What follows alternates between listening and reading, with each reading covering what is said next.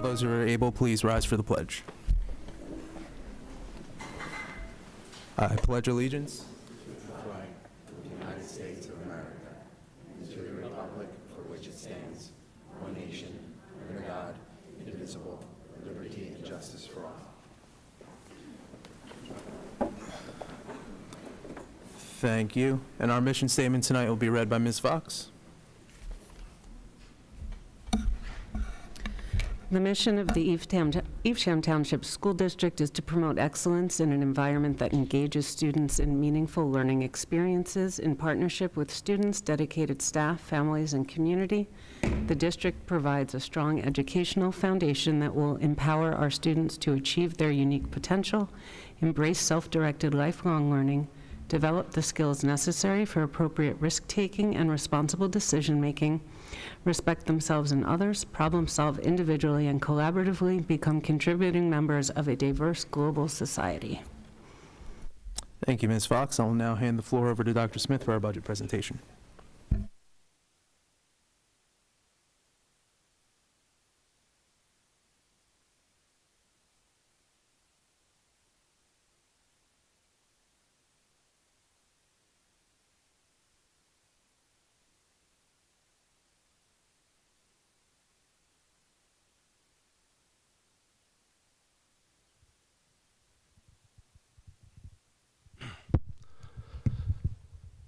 Thank you, Mr. Canthan.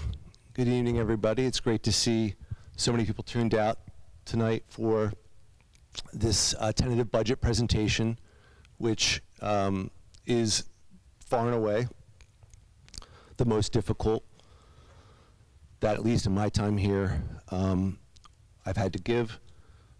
It feels like being an S2 district, springtime means flowers blooming, and the superintendent talking to all stakeholders about budget cuts, because that is all we've gotten to do for the last 4 years straight. This year, tougher than ever, because what has been cut can't be cut again. And as a district driven by its mission, which I won't read again, so well read by Ms. Fox, as a district begins its budget process and tries to pursue this mission, it focuses on non-staffing, right? Every district does that. By the time you get to the 7th year of 7 straight in-state aid reductions, as well as rising costs in so many ways, there's not a lot of non-staffing left. And that's what makes it so difficult, because the greatest resources of a district are the staff. It's the human resources. Our budget goals remain the same every year, as difficult as they are. Strive to maintain effectiveness of our educational services while costing less money. And that is, in some ways, an unachievable paradox, to maintain with less, right? Maintain means same. Less is not the same. Adjust staff positions for enrollment, and continue the focus on academic achievement. Just a couple contextual factors to mention, as these are with us all the time, and in this room as well. Locally and nationally, these are times of great stress for people. Changes for students in growing up, how they grow up, changes for staff in the profession, whatever metric you look at, parents and parenting, education, community, country, world. Some of that is COVID related. Maybe COVID was the catalyst for some latent trends post-COVID, political polarization, the effect of social media, rising distrust, disruption in labor market, which affects all school districts, inflation, rising costs affecting us as well, and again, for us here locally, state aid loss. There are a lot of different data points to look at to try to illustrate where a district is. I'm choosing to go to one in order to streamline tonight, because I will, just full disclosure, it's there are a lot of slides in this because there's a lot to share. And we will first talk budget, and then we will talk some preschool. What I have outlined in red up there, we'll come back to in a little bit, but that's the budgetary cost per pupil. All this information has been shared. I've shared it going back to the fall of 2020 in my updates, right? And it's publicly available on the DOE website. It's called the Taxpayer Guide to Education Spending. It's fantastic. It's a window into how districts compare with other districts when it comes to how they choose to allocate their financial resources for their missions. What you see when you look down these rows is in every instance, our spending has been decreasing relative to other districts. We are compared with the other 71 K-8 districts of 751 students or more around the state. That gives you a little sense of scale. So our population as of today was 4,525 kids. The largest group of districts is 751 students or more. So we're way bigger than where that biggest group starts. What that means, that one line I had outlined in red, is budgetary cost per pupil. So, and this data is not from this year, it's from 22-23. So in 22-23, we spent $16,692 per student, which is $2,765 less than the state average of $19,457. With our 4,524 kids, what that means is that our budget, if it were average, would be $12.5 million greater. $12.5 million. It's hard to say that. I get fired up. I get angry about that because that means we have 150 teaching positions. If we wanted to turn that 12.5 into teachers, we would have more than 150 teaching positions in addition to the staff that we have if we had an average budget. What would we do with those? Tonight would be about talking about that. What we could do with 150 teachers. 8 schools, 19 teachers per school. Every school could decide, we want lower class size, we got it. Want more reading support, we got it. Math support, yes. And we'd still have teachers left over for all the other things, counselors. That's if we had an average budget. So if it feels like we're lean, it's because we absolutely are. And what our staff pull off is miraculous with that, right? 150.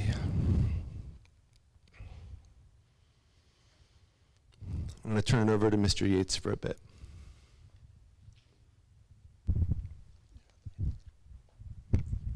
All right, good evening, everyone. Thank you, Dr. Smith. So before we get into our revenues and expenditures tonight, I thought I'd just give a quick little once-over on School Budgeting 101. At a minimum, we have to produce a balanced budget. So what that means for us is our revenues have to equal or must match our expenditures. If our revenues or expenditures don't match, then we're either in a budget deficit or we've got extra money, a surplus. For me, and many other business administrators across the state, that begins with us estimating our expenditures. We're going to take that at a very liberal level. We want to overestimate our expenditures. From there, we're going to project our revenues at a very conservative level. This is going to help us identify our budgetary deficit. This is the exact position that Evesham is in and was in when I inherited them this year and has been in since the advent of S2, and I think probably years before that as well. Budget timeline, just quickly on that. The budget timeline is really 12 months for us.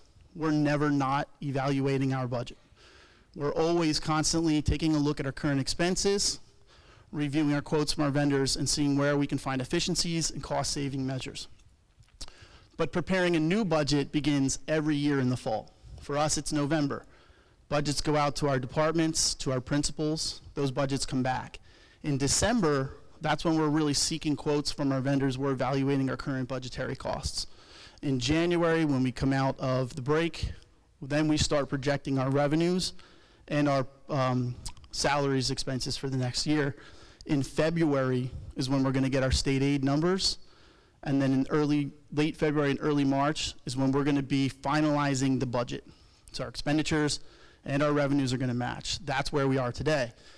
The statutory timeline in the state of New Jersey is on or about March 20th, just about every single year, when we have to submit the tentative budget to the County Department of Education. So that day for us is tomorrow. We're going to push send on the budget. The tentative budget, I should say.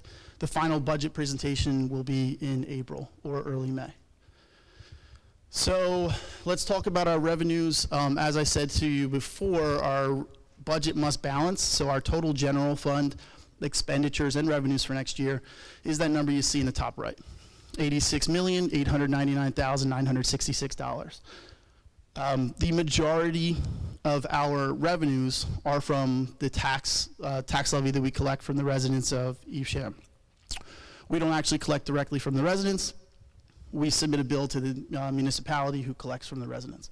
But you can see that roughly 81% of our revenue source is tax levy. We get about 8% of our funding from the state. That includes our extraordinary aid. And we have some reserve withdrawals. I'll talk about that in a second. And then other sources. So our other sources is going to be all of our other miscellaneous revenues, our semi-Medicaid revenue that we get, the lease revenue that we get from Evans School through Yale and through LRHSD, and as well as our fund balance and or any excess surplus that we are required to use in this year's budget. That's going to be other sources. So it's kind of a catch-all for us. It represents about 8%. And then reserve withdrawal. School districts are allowed to keep certain savings accounts. Those savings accounts that we're talking about tonight specifically are maintenance and capital reserve. So maintenance reserve is to be used for required maintenance of school facilities only, and that's the only use of it. So we can't just put money in there that we won't use for required maintenance. And then our capital reserve is going to be used for capital improvements to school facilities. So the board members, you will see a resolution with the budget resolution that approves the withdrawal of maintenance and capital reserve. So talking about our expenditures, same thing, you'll see $86,899,966. Again, balanced budget. You'll hear me kind of say that a few times tonight. Salaries, so what we must pay our staff for payroll represents about 60% of our budget. Benefits, so that's going to be health benefits, prescription, and dental for those employees who are on our plan, represents 16% of our budget. We must protect our school facilities, so we have to insure them against risk and loss, and our staff members as well. That's our liability insurances, which represent 1.5%. Our special education costs are pretty substantial here, 6.2% of our budget, the majority of which is for us to send students out of district to special services school districts or approved private schools for the disabled in New Jersey. In other words, students who we can't provide programs for here in district, we then have to send out of district. And we're legally obligated to provide that service for them, which directly impacts our transportation costs. You can see transportation is the next highest cost there. We have to transport those same students. We also have to transport all of our students to and from school. So transportation costs are pretty high. We do outsource many of our routes due to our lack of drivers and the nationwide driver shortage. Operations of our school facilities, so that's for the maintenance, custodial, and general operation of our facilities. None of those other costs are salaries there. That's just to operate our school facilities. Quite honestly, that's a very low number for a district of our size, but our facilities department does excellent work. So we've been able to manage. And then of course we need to purchase curriculum and technology, and all other costs is 7.4%. You're going to ask, what are all other costs? All other costs for us is just the cost of doing business as a school district. So that would be providing for FICA reimbursement that we must pay for each of our employees and salaries. That's going to be for waiver payments for anybody who opts out of insurance coverages, our registrations for all of our staff, professional association fees, legal fees, judgments against the district, and our annual PERS obligation, which is a few $1,000,000. They all fall under that other cost. Again, just the general cost of us doing business as a district in New Jersey. The biggest takeaway from this screen for anybody here would be that salaries and benefits make up about 76% of our budget. What that means is, before we've even begun talking about educating students directly, 76 cents of every dollar is accounted for. So let's talk state funding. We're all familiar, most of us in this room are going to be familiar with the S2 state funding reductions. Just to go back to the timeline that I had mentioned earlier, school districts are going to submit their budgets in March. That's for a July 1 implementation. So today, we're submitting our budget for July 1st. School years run July 1 to June 30th of every year. So what we're looking at back in 2018 was Evesham Township balanced a budget with $13.9 million accounted for it from state aid. The state said in March, here's your state aid. So the governor gives his budget address in February of every year, and within 48 hours, school districts get their state aid notices. And then we're finalizing our budget because we know exactly what the state is going to give us. We never know until 48 hours after that budget address. So in March of 2018, Evesham got their notice and said, great, we're getting $13.9 million. Fantastic. And they balanced the budget. Closed the year, they opened up in July, and they started implementing their budget that year, and this happened to many districts who were S2 losers across the state. And then the state said in the same year, that's fiscal year 19, because it was July 2018 through 19, the state said, you know, I know we told you you're going to get $13.9 million. We're actually only going to give you $13.1 million. We need that $800,000 back. Oh, and by the way, you have to hold an emergency meeting in July, and you have to tell us what you're cutting and where you're taking it from. And we're not just going to take it 1 year, we're going to take it for the next 7 years. For Evesham, that's $7.1 million in a total reduction down at the bottom, or 68% of our original state funding number. That is a massive, massive impact. So what does this mean? This means that the state is shifting the burden to the taxpayers. The blue bar represents the tax levy. The yellow or red line would represent the state funding. You can see from the box on the top right, state funding used to represent almost 24% of our tax levy. This year, for our July 1 or fiscal year 25, it's less than 10%.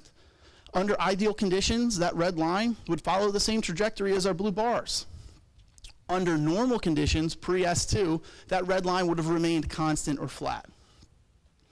Today, you can see that that gap is widening, and it's only going to get worse. So I want to bring you back to this slide really quick before we move forward. Our total funding reduction, if you just look at it in a vacuum, you say, year over year, what did we lose? Last year, we were given $6.7 million. That's crossed out. We then applied for a one-time stabilization aid. We received around $486,000 back from the state, so our total state aid last year came in at $7.2 million. This year, the state said, we're going to give you the $6,754,617, and they're saying it's an $18,000 difference year over. It is from their original number, but it doesn't account for the stabilization aid that was one time that we received last year. What we're actually feeling this year is a $505,000 loss. Additionally, $7.1 million. Keep that number in your head, because it's farce.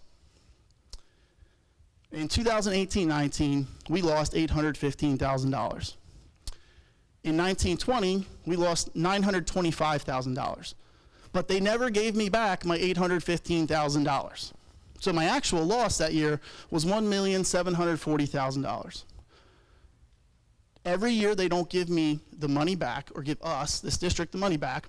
We are absorbing those losses to the tune of $31 million. That is what the state funding reduction has done to Evesham. And every year that they don't give it back to us, we will absorb $7.1 million more in losses. For our residents in the room, if you want to know what this tax levy is going to do for you this year, top right, this is kind of hard to see. Do you have it here? Is it here? Yeah, sorry guys. I will make this clear if we, yeah. Thank you. This one, yep. So next year, our tax levy is $69,963,484.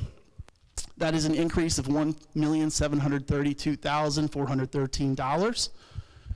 For the average assessed home in Evesham, that's that yellow bar going across in the middle there. That's $272,563. Again, I will clean this up before we repost it for you guys. That's an increase year over of $92.81 on the average assessed home in Evesham, which again is $272,000 roughly. And you might say my home's not worth that amount of money, my home's more or less. So for every $100,000 of assessed value, it's a sliding scale you can follow. All the way to the right, your increase is $34.05. So again, for every $100,000 of assessed value, your increase year over is $34.05. And that's it for me. All of this information I pull from the Burlington County Abstract of Ratables, and those sources are listed at the bottom there. And then also the average residential assessment report from the state of New Jersey. Thank you. Thank you, Mr. Yates. And we will, as he said, we'll make that bigger when we, I'll be sharing this out tomorrow, and we'll post it on our website. So that 12.5 million, so that 12.5 million that we are missing if we had an average budget, and you might wonder why? Where did that come from? Mr. Yates just explained we've lost over 7 million in state aid. Added to that is another 3 million roughly in tax levy revenue that we basically let expire, which at the time our district was being fully funded, so it was not needed. But over time now, it means we can't go back and get that again. The state doesn't have a mechanism for districts to be able to go back. We can't go back in time and get that. We didn't need it then. We sorely could use it now. But that 3 million plus the 7.1 plus the compounded interest on the 3 million gets us close to that 12.5 million. So we're going to go to non-staffing first.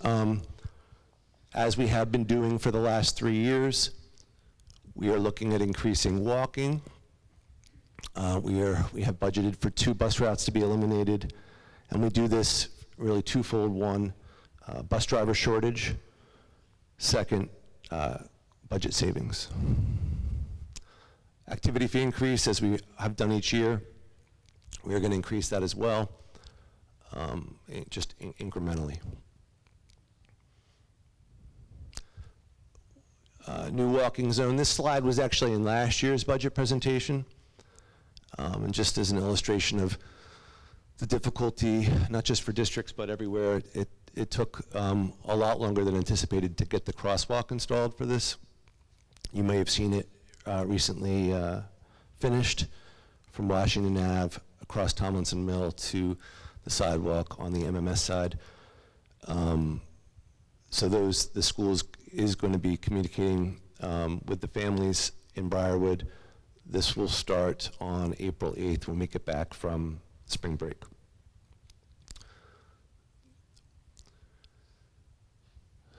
The other walking zone, because we budgeted 2, is still under discussion. It could well be MES Briarwood, which would be 43 students, 1 bus route, and we'll continue to work on that.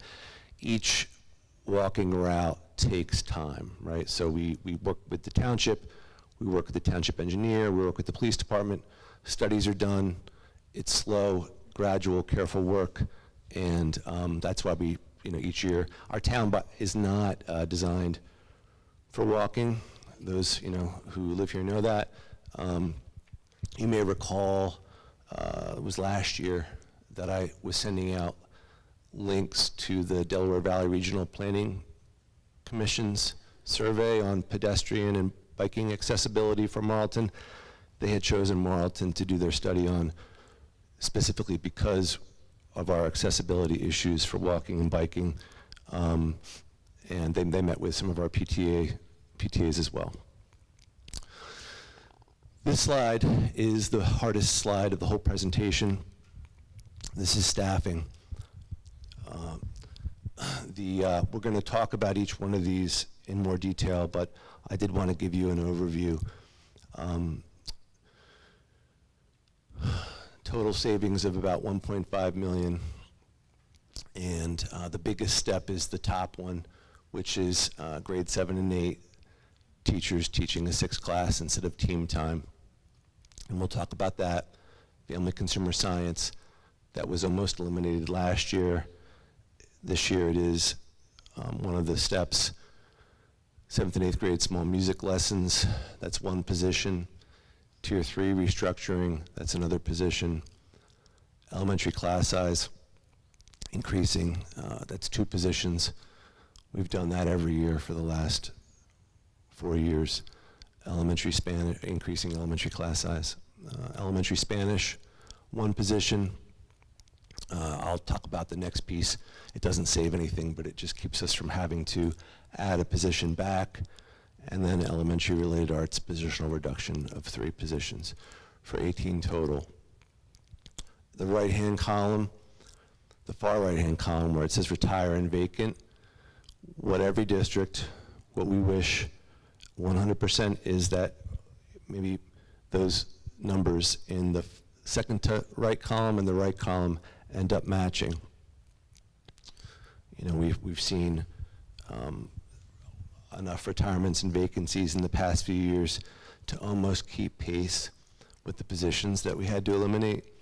This year, it's a bit of a different story at this point, but nonetheless, it's still in process, which is why there's question marks at the bottom. We'll see where that goes. So, why is our district cutting over 1.6 million in staffing? We're only losing, quote unquote, only losing about $500,000 in state aid. So, and this is the situation for all districts, right? You can only increase the local tax levy by 2%. But meanwhile, operating a district, the costs of operating go up by more than 2% per year. So salaries and benefits go up by more than 2%. Hiring costs, transportation, special education, inflation, outside providers, and I ran out of room for bullets, but basically everything else goes up more than 2%. In the state's wisdom, they set that ceiling at 2%. Means that basically every year, if state aid stays flat, so if we'd gotten flat state aid this year, we'd still be talking about having to cut 1.1 million, because that's the ever-widening gap between the cost of operating and the 2% tax levy. And that's what we'll be looking at next year. The state has not said what's happening with state aid next year. But looking at how S2 has gone, I'm not encouraged. A person isn't encouraged about what will happen for a town like Evesham that's perceived to be able to basically pay its own way, you know. And even though the state hasn't released all of the state aid formula, so there's ingredients missing from that recipe that they won't share, despite lawsuits. Even if we look at the product that's coming out of that recipe with the missing ingredients, it's not consistent. Anyone can look, and there's ample evidence. If we look at around our state, there are sending districts and receiving districts. And what's happening with the receiving districts should be the same as what's happening with their sending districts in total. It's the same families, it's the same ratables, same property values, and yet it varies vastly. Couple things to keep in mind about our grade progression. So we're the only district in the county with 2 middle schools, 2 grade 6 to 8 middle schools. Only district where all students of a grade first combine in 9th grade. So if you live in one of our neighboring towns, all the kids combine in 5th grade. If you live in another one, they all combine in 6th grade. And here in Marlton, they all combine in 9th grade.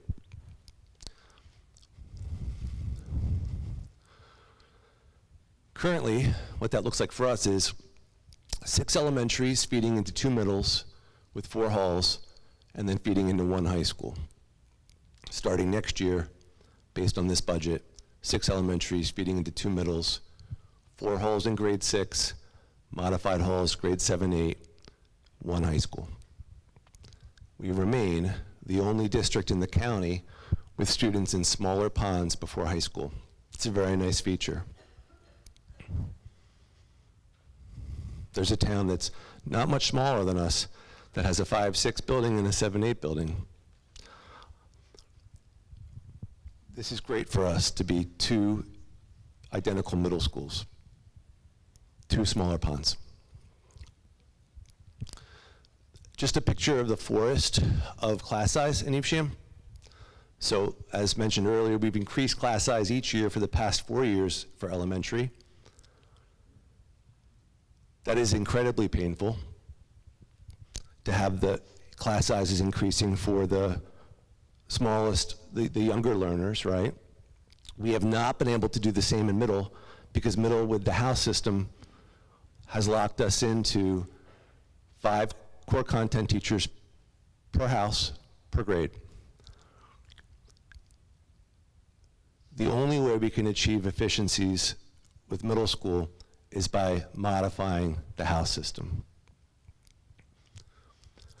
I highlighted G5 and G4 there because, well, for one, from a class size standpoint, they're edging a bit higher than some of the middle school class sizes, and here we are again having to increase class size in elementary again next year in those 2 grades.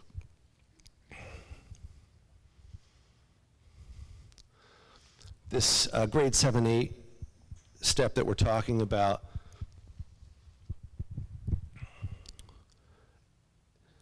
is $700,000. It's the largest single savings step in 7 years. And it basically comes from currently, as I mentioned, the 10 core content teachers per grade teach 5 classes, which is 50 classes total. Next year, it would be 8 teachers per grade teaching 6 classes total, which is 48 classes. So essentially the same number of classes, but 8 fewer positions.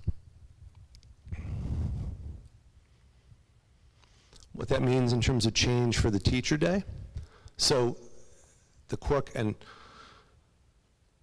I say this like, you know, I was a G7 core content teacher at one point, my first public school teaching experience. Language arts and social studies with a section of health and PE, so 4 subjects, in a middle school that was grades 6 through 8 with a house system. It doesn't have that house system anymore, I'm sad to say. Grade 7 and 8, core content teachers, that's reading, writing, math, science, social studies, will teach a 6th class in place of 3 team time periods, 1 independent study period, and 1 duty period per week. And what that will generally look like is those teachers splitting the grades and teaching their 6 classes within both grades, so some 7, some 8. That's a big lift. That's a huge lift. To go from teaching 5 to 6, and in the process, losing time that, while team time could also have been used for other things, is a lot. And, you know, just knowing that, again, just a little data point, but I've done that. It's not easy at all. It's not easy. And I totally understand we wouldn't want to be taking this step at all, period. It's just trying to go back to that mission of what's the least horrible path with our resources to achieve the mission. I would want to point out that most ETSD teachers have been teaching 6 classes or the equivalent or more for years. So that's elementary teachers, middle school related arts teachers, some middle school special education teachers. As with all these changes, they need to be unpacked and discussed granularly, right, within the buildings about how to do the best approaches, how to come up with the best alternatives. INRS and IP, just as an example of that, you know, could well look like it does in elementary currently. Change for student day. PE, health, tech, 5 days a week instead of 4, so they will not have their period per week of independent study. They'll walk out of their hall a bit more for core content classes. They already leave their hall for related arts, PE, lunch, special education, and more. They'll be in class with students from both halls. And this is important, right? Sometimes there is a gain in loss. And parents who have, you know, had kids go through middle know this is a real dynamic. When you go into 2 houses, you say goodbye to some of your friendships from 5th grade. And you may never have those again. The way road leads onto road, you may never have those again. And when those kids combine from 4 ponds into high school versus a little less than 4 ponds, you know, with a few more friendships before they get to the one lake, that's a positive. What's not changing is daily student schedule. They'll still have the same periods, same length, same next year as this year. We tried a different way. So this year at DeMacy, grade 6, we tried, because again, trying to turn over as many stones as we can to avoid a scenario like this. We dropped DeMacy down 1 position in 6th grade, and the teachers, to their full credit, have done a great job picking up a different subject. So they're still teaching 6th, but if you're reading, you might be picking up a writing class, or if you're reading, you might be picking up social studies. If you're math, you might be picking up science. It depended on certifications and interest, and we can't do it again at DeMacy next year because the class size, the grade enrollment is going up to 255. But Marlton Middle, which is highlighted, is going to go down to 229. So Marlton Middle is going to do it next year. DeMacy will go back to 10 teachers in grade 6. Budgetarily, it's a wash. And that's going to be more change for grade 6 at MMS.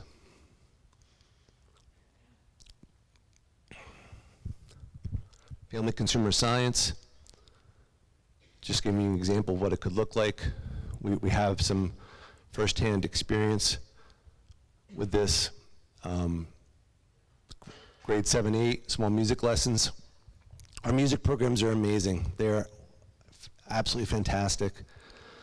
And I get this churning feeling in my gut talking about these changes. And this one, like, music is where kids find belonging, right? It's one of those ways kids find belonging. And grade 3 and grade 4, we start a little earlier here than in other districts. So if we have to peel back, we're going to peel back from the end. Because as they do progress onto high school, they're not going to have small group music lessons. And every family on that journey, as their kids progress through, and we start earlier on that journey here than in other districts, every family is faced with that process of trying to identify how to keep private lessons, how to transition over to private lessons along the way. And that, again, like the other changes, will get discussed within the music department because those are the people who understand best how to make it work. Tier 3. So we have 2 standalone Tier 3 teachers here in Evesham. It's a wonderful thing. Our district did not always have that, and we've been fortunate to have it. So we're going to go to 1, and it'll be in middle school, because middle school is facing more change for next year than elementary. And our elementary classroom teachers will, those who were here before we had that standalone position, know firsthand, but it'll be back to the classroom teachers to differentiate for Tier 3. Related arts teachers have very busy schedules, but as able, they will help and meet independently.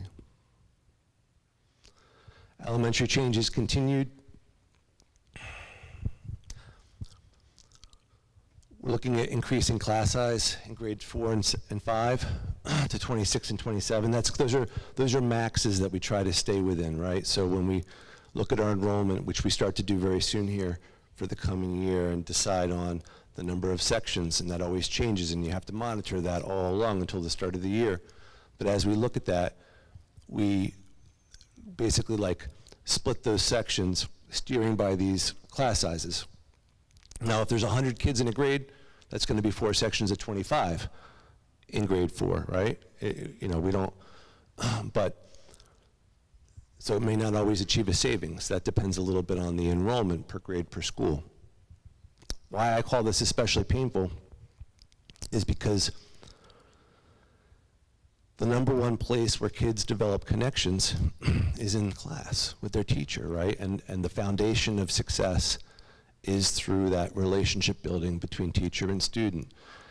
And there's a bit of math to that. So the number of points in a day when a teacher is, if they have 23 kids versus 26 in a class, over time, there's loss there. I mean, that is, if a bag of money fell right now from the sky,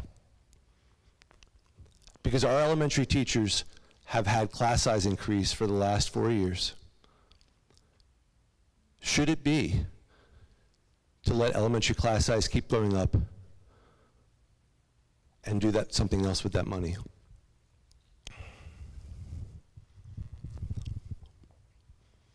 Elementary Spanish restructured, going from 4 to 3 teachers, and we have some experience with this as well from this year. And again, that means change for elementary teachers, because those potentially, depending on the scenario we go with, but they may be providing minutes and time of reinforcement of new material, enrichment of new material for their students, with support from our certificated Spanish teachers. Elementary related arts, that's been a perennial wish to be able to have every school have its own related arts team. Budgetarily, it's just not going to be possible to make it stick. We tried again this year, but we're looking at a reduction of 3 positions for elementary related arts. Non-certificated, so 2 support positions. One of those conversations has been had already. One is still pending. Middle school, so we've had 4 middle school teaching assistants who have been funded by ESSER money. So that's the federal money that every district in the country got, which was not allocated equally. Some districts got way more based on smaller populations. Sounds like S2, doesn't it? So what we use some of ours to fund middle school teaching assistants, and every district is faced with the same choice, which is these positions that were funded through outside the regular budget. You either bring them back in and you pay for them out of the regular budget, or they elapse, they sunset. And we're going to bring 2 back in and let 2 go, essentially, let 2 of those positions end at the end of the year. Budgetarily, to balance it, we're trimming 2 elementary teaching assistant positions. So there's no budgetary impact from that standpoint, for a total of $120,000 there. Other steps: we reduced departmental spending each year for the last 4 years. We found this year that we had hit bottom with that. Grants, always looking for grants, applying for any that are relevant and we're eligible for. School resource officer shared services agreement with the township. I want to thank the township for that. We got that a few years ago. It's still good through next year, and it splits the cost of our SROs. We have one per school building. It's a fantastic support, and one that very few towns have, so always thankful for that. Transportation department. So Mr. Yates mentioned earlier about transportation costs. Our district has to outsource about 2/3 of our bus routes. So we have 27 drivers, and that covers 1/3 of our routes. We're continually looking for efficiencies, including, we've even looked at start times. And Beeler, we moved back 10 minutes last year as a way to try to accommodate iron out some wrinkles with transportation. There are some sidebars on the agenda tonight, all relate in some way to transportation, but one specifically increases wages for our drivers because other districts are increasing wages all around us. So we're all competing for the same limited pool. And one thing we started doing this year was we had all of our drivers start earning benefits, which is something very important. And we're hoping over time with those steps to be able to build up our transportation department. Every driver we can add lets us pull back routes that are outsourced. And at this point, since there's really nothing left with non-staffing to cut, the cuts are coming out of staffing, so any money we can save by pulling a route back can go towards increasing staffing. Advocacy with state elected officials, do that every year. We've had meetings as well in between, but annually, absolutely, even if we're the only district in that virtual hearing. Not sure how much good it does, but it can't hurt. My updates, my last 2 updates shared ways that anyone can help with that as well, and I would urge anyone to go there and check out those ideas, and if you have some time, reach out to our legislatures. Going back to the $31 million cumulatively that we've lost through S2, that's 31 million reasons to be a little ticked off, and it's a decision that rolls down on us from way high, leaving us 150 teaching positions short of an average district our size. School bus advertising, that we've tried that. We've never actually gotten full capacity of advertising. Any business owners out there, there's room for your ads on our buses, and it brings in about 4,000. And then facility use fee increases, we've done that as well. Other steps, mentioned grants, exploring property sales. So we've tried for the past 3 years to sell our property. I'll get into that a little bit more later. Solar panels and additional cell tower, we explore that. We have a lot of solar. We have guidance from like a solar broker, and at this point it's not recommended to expand that. Health benefits reimbursement, we tried in the past voluntarily serving staff. It didn't result in savings. It would cost our district more to change if we increase the reimbursement, because of course, like when you do that, then you need more people to opt out. Subscription busing, just another thing that mostly happens in North Jersey. We tried it 3 years ago, and it definitely felt like a ton of bricks, and was not well received. So, not to say that we couldn't always keep talking about any idea, but some follow-up ideas. So appreciate, ideas. People have shared ideas. It's fantastic. It's great to have people thinking about these problems. So we wanted to give some responses collectively to some of the buckets of ideas that were shared. And the first bucket is busing. So cutting courtesy busing or all courtesy busing. We do work on that. You saw in the presentation earlier, trying to peel back routes each year. It's gradual work. Thankful to the township as we work with that, because the crossing guards are the responsibility of police, and it does increase costs for the township, as well as the improvements structurally to roads and sidewalks and so on. Cutting late buses, that's one that came up. Appreciate that as well. It would cost our district more to cut late buses, so I mentioned earlier about our drivers earning benefits this year, and that's how we keep them. They would walk if they didn't have those. I know that because just from meeting with that drivers multiple times, that is the number one concern. And so if we cut late buses, they would drop below 30 hours a week and lose benefits, and then we'd be outsourcing more routes. School lunch ideas that came in, increasing the cost of school lunch. Our feeling on that is it would decrease the number of students who are purchasing, and then potentially have fewer kids eating and eating well, affecting our, the cutoff for qualifying for free and reduced is not high, and there are a lot of families who don't qualify, but would struggle with a higher cost of lunch. Cut the size of lunches. Lunch size is based on federal and state requirements, so we can't do anything with that. Appreciate the ideas again. Properties.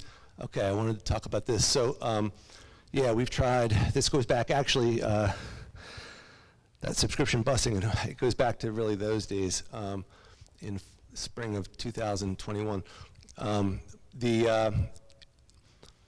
Yeah, I would just say it's an ongoing process. Appraisals can vary. We're trying to find a fair common ground, and we're currently seeking updated appraisals. Would welcome all further discussion on that. Selling the admin building, issues there. Moving brings costs, and people may not know it, but that building has 2 stories. The bottom story is completely full of our records storage, and it is the depot for the district for cold storage as well.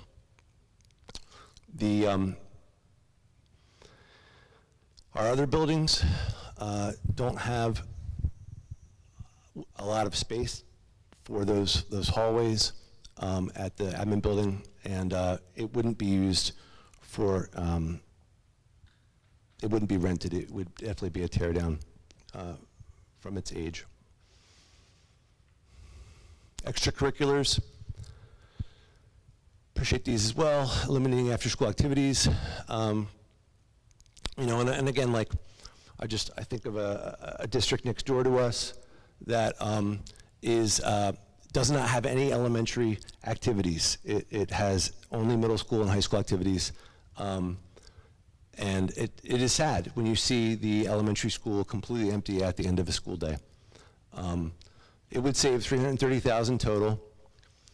Our activity fee covers about 45%. It's generally been a little higher than that, but it dipped a little bit this year.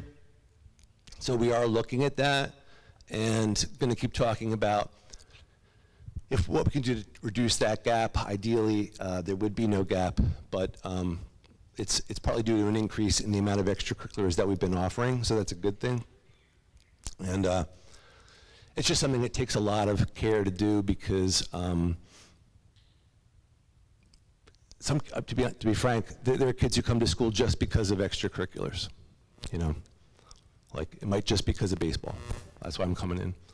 And if they're not, the first thing that has to happen is they have to come to school, you know? All the rest of this doesn't matter if they're not in with us. So, you know, there are huge benefits academically to a strong extracurricular program.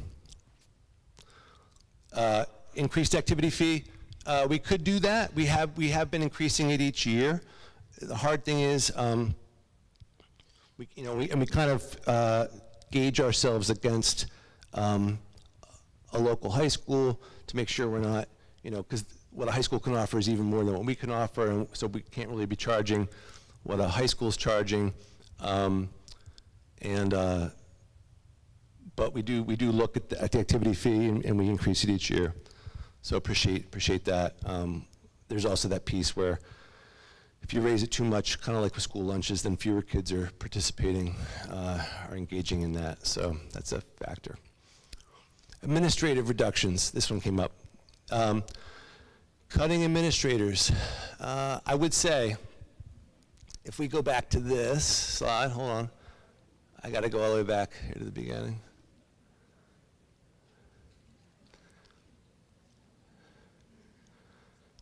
So there's only 2 areas where we are absolutely the leanest of all districts out of the 71 districts in the state that are K-8 with 751 kids or more.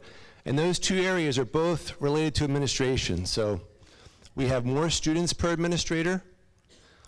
And if you look at that, you can see that not only are we lean, but as other districts over the past 5 years, their ratio of students to administrator went down, ours went up significantly. And the other number 1 is total administrative costs. So we spend far and away the least per student administratively. And while that is understandably an area that people look to first, the vital functioning of a bare bones administrative team is important for the overall success of every wheel turning in a school district. And lastly, cut Dr. Smith as superintendent. I'd say just a couple data points there. His salary is less than those of similarly or even smaller sized districts. While quality might increase, our district would pay more, and the next person would be making the same recommendations, firmly believe. Follow up to ideas suggested for academics. Pay middle school teachers to teach a 6th class during their prep instead of replacing team time with a 6th class. A couple wrinkles there. One is it would cost the district money instead of saving money. And also it would leave to build a schedule is incredibly complex work that, so thankful again, who's doing that work? Our administrators. To do it based on an ever-shifting voluntary basis of teachers with that 6th class would be impossible. Cutting technology classes from elementary school, and again, each of these suggestions is very welcome, and it also helps to kind of like illuminate some of the background reasons for things. So our technology teachers help our students achieve required standards, right? So we're required to meet computer science and design thinking by the end of grades 2 and 5, and the technology classes achieve that, as well as providing part of a classroom teacher's contractual prep time. These 2 items I did want to follow up on from our last board meeting. A claim that came up a bunch was a lack of transparency. To that, a district builds its budget timeline based on state timelines. So, and Mr. Yates mentioned this when he was talking about the late announcement of state aid for districts and how much it can change. We saw a district, multiple actually, that we share borders with, find out they were losing millions more in state aid than they thought. It's horrendous. We can't share a budget until we have that information. And then it takes even more planning. One year we lost more than we thought. This year we gained a little bit back, but we still lost $500,000. We have to explore options internally. That's sound process, but it is human nature at the same time that might increase rumors. Districts in New Jersey are required to give one public presentation on the budget, and a lot of them only do that, which means this presentation would not be happening. This happens because we choose to share, because it's important to do that, as well as conducting 8 budget meetings. We did it last year and this year with staff individually, and we started doing that last year because staffing impact was growing. And once we do that as well, that means information is out but not out, right? And I'll just, and many in this room were part of this story of our district going back to fall of 2020, a very difficult time when during COVID, we were talking about phasing out the benefits for some of our paraprofessionals. That was a very public topic. And if nothing else, it underlined the very drastic and dire circumstances of our district. It's only gotten worse since then. We've seen tonight the millions we lost since that point, and that's where we were 4 years ago.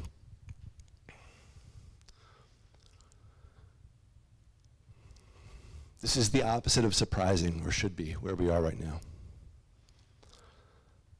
The other claim that came up was that we promised not to make certain changes if the FDK ballot question passed. To that, so nothing can be promised, period, right? Especially in S2 district.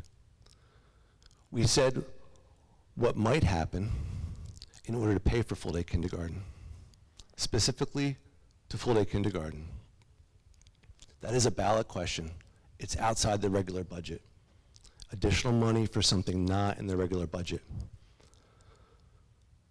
At no point was anything said, this will forever prevent these changes from happening, nor would it have been.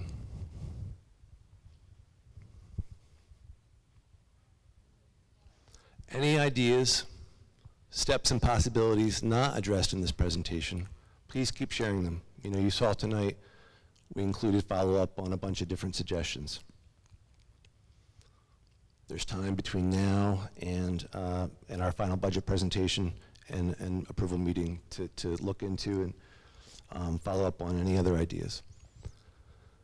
And as we talked about earlier, like knowing that the cost of operating a district increases faster than the tax levy, we could well be looking at cuts next year and the year after that. Certainly this year's process and the years before that, it always starts with the list of stuff that that was fortunately a bridge too far that we didn't need to look at, but we may need to look at things again next year. It feels like a waking nightmare. Most of all for our staff.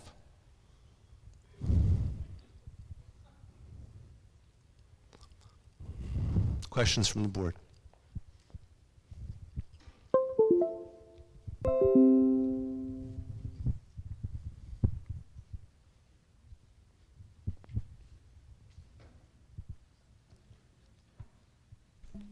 Thank you, Dr. Smith. Questions from the board or comments? Ms. Lee? Yes.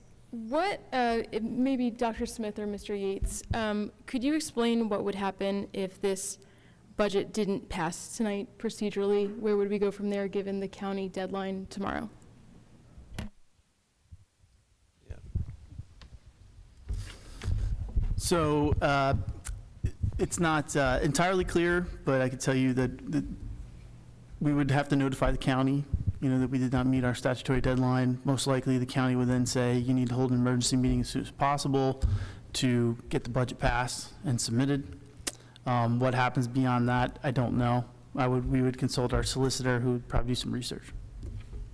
Yes, and you know, realistically, it would be up to the county and the state what kind of disciplinary measures, for lack of a better word, they would want to take. There may be some CUSAC findings, some kind of fiscal intervention. It just really depends. It would be in their discretion. But most likely they would just tell you, they would originally say, figure it out. But they could also step in and try to start making decisions. Every county's different, and every situation is different, so they handle it differently. But we are legally required to submit a budget by tomorrow's deadline.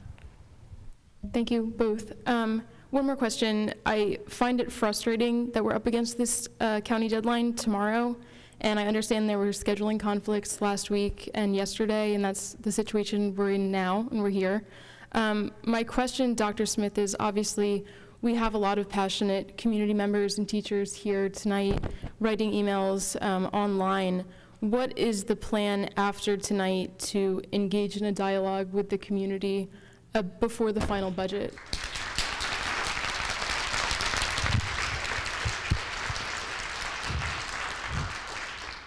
It's a great question, and it's an opportunity, a fortunate opportunity to be able to answer it now that we're all working off of the same information. That's another purpose behind a presentation like this, is to provide information publicly, consistently for everyone, so that we can use the time between now and whenever we have our final budget meeting to continue talking.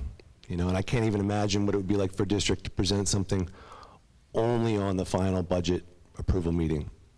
So we will work out opportunities to meet with our stakeholders, to discuss ideas, share information, and I'll be sharing that out about what that looks like and reaching out to those groups to be able to set that up. But we want to use the time between now and that final budget meeting, now that we're all having the same information, to try to foster common understanding. Thank you. Mr. DeMarcy? I've spoke before about how crucial the situation is we face with the state aid cuts, so I'm not going to elaborate on that any further. Most of the people in the crowd tonight are educators. I'm sure that they are very well aware. In facing that challenge, the crucial step is looking at every stone, turning over every stone, looking at every possible option as far as the budget goes and where you're going to have to make up that money. For our sake and for our understanding, would you mind answering what the process for that looked like? Sure. So we start, it's a 12 months, actually, when you're an S2 district, I'd say it's a never-ending process of how to build a budget. And thoughts about this year started at the beginning of the budget cycle last year. So the budget got approved in May last year, and we, as a cabinet, as a board, we already knew what we were looking at for this coming year. Then, come fall, we meet administratively and gather ideas as sort of like a district leadership team involving input from all departments. That's from a sort of a looking at what cuts should we make in order to reach the number that's been developed by the business office. And that number in the fall was at one point higher than it is now, and through different efficiencies we were able to lower it. So the story of this evening was even worse at different points throughout the fall. We have liaison meetings with ETEA and have had some talk about, like, we can't quite share what's going to happen with the budget because it's not public yet. It's not the forum to talk about the full budget, but theoretical discussions about what might be cut and offering basically like, please, any suggestions, share. And then we talk about what's shared. And I can, Mr. Rashinti, who was our business administrator who retired on January 1st, isn't here to talk about the process through the fall, but I wouldn't mind just giving Mr. Yates a chance to talk about the business office process since he came on board at the end of January. Sure. So in terms of finding or turning over every stone, we're constantly evaluating our current expenses. We're determining where we can find efficiencies, and we're working in collaboration with the departments and Dr. Smith for context there, right? You don't really want your business office making decisions that are going to have educational impacts. Our job is to present the facts, black and white. Here's where our gaps are, help us identify how to close those gaps. We reevaluate our revenues too and our projections there, see if there's anywhere where we might have some flexibility. And then there's thank you, Mr. Yates. There's also the board process, you know, that the budget comes to tonight through our finance committee, multiple meetings, and since we started adding board retreats a few years ago, discussion through board retreat and discussion through any board member who wants to reach out and have conversations along the way, which I know you did shortly after your swearing in. Yeah.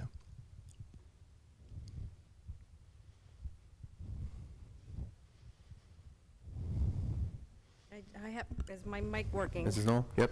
I have a few questions.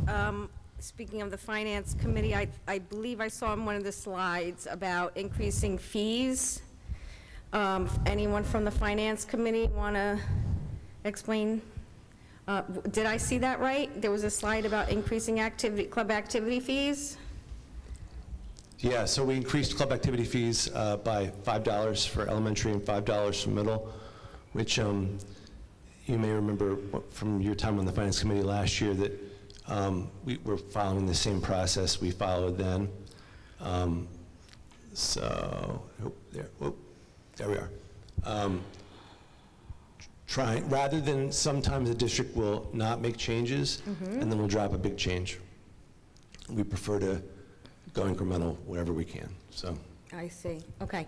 I only bring that up because I had asked for possibly looking at charging multiple fees in middle school, and I just want to make sure that we look at that, if that is something that's viable as we move forward, rather than just raising that middle school fee, possibly keeping the club fee at middle school at a, slightly lower rate, and then also charging in addition to a sports fee where a student can play any sport they want throughout the year.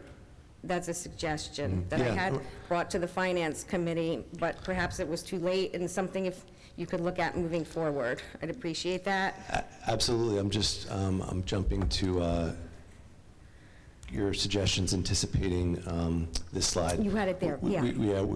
So, no, we want to look at. That might help. And it's really like a, coming up with a, can we enhance long-term the way that we structure our extracurriculars in order to reduce the gap between what the activity fee covers and what our district is paying from the regular budget. Right, okay, fair enough. And then also, I believe I asked this before, this is a bit loud, but as far as estimating a 35 or 34% increase for transportation for next year, I think that's what's in the budget, an estimate of a 34% increase in transportation. I don't know what that is representing. And I was on the finance for many years, and we discussed that quite often, and we only saw numbers like that. Like, for example, when Hillman's came back and said, we don't want to take the CPI, we're going to increase by 25, 27%. Is that what's going on here? Yeah, so good to point that out. So our transportation department this year has gone through a lot of change, right? So so Barbara Olt, right, was our transportation coordinator last year at this time, and she served 53 years in the district. Fantastic, right? Retired after a long career. And then we had our assistant coordinator, Patty Meeker, became coordinator. And she retired on December 31st. And now we have Rob Cedar, who we're very glad to have back. And Rob had previously been the coordinator in Voorhees. Before that, he was assistant coordinator here. So he kind of has an inside-outside lens. The issue, though, to that increase was during the process of that change is we had to outsource more routes because we were losing some drivers, due to, among other things, while we have the sidebar on the agenda tonight, other departments paying more, and also trying to just strengthen the department overall, right? Which every coordinator brings positive elements, and each did.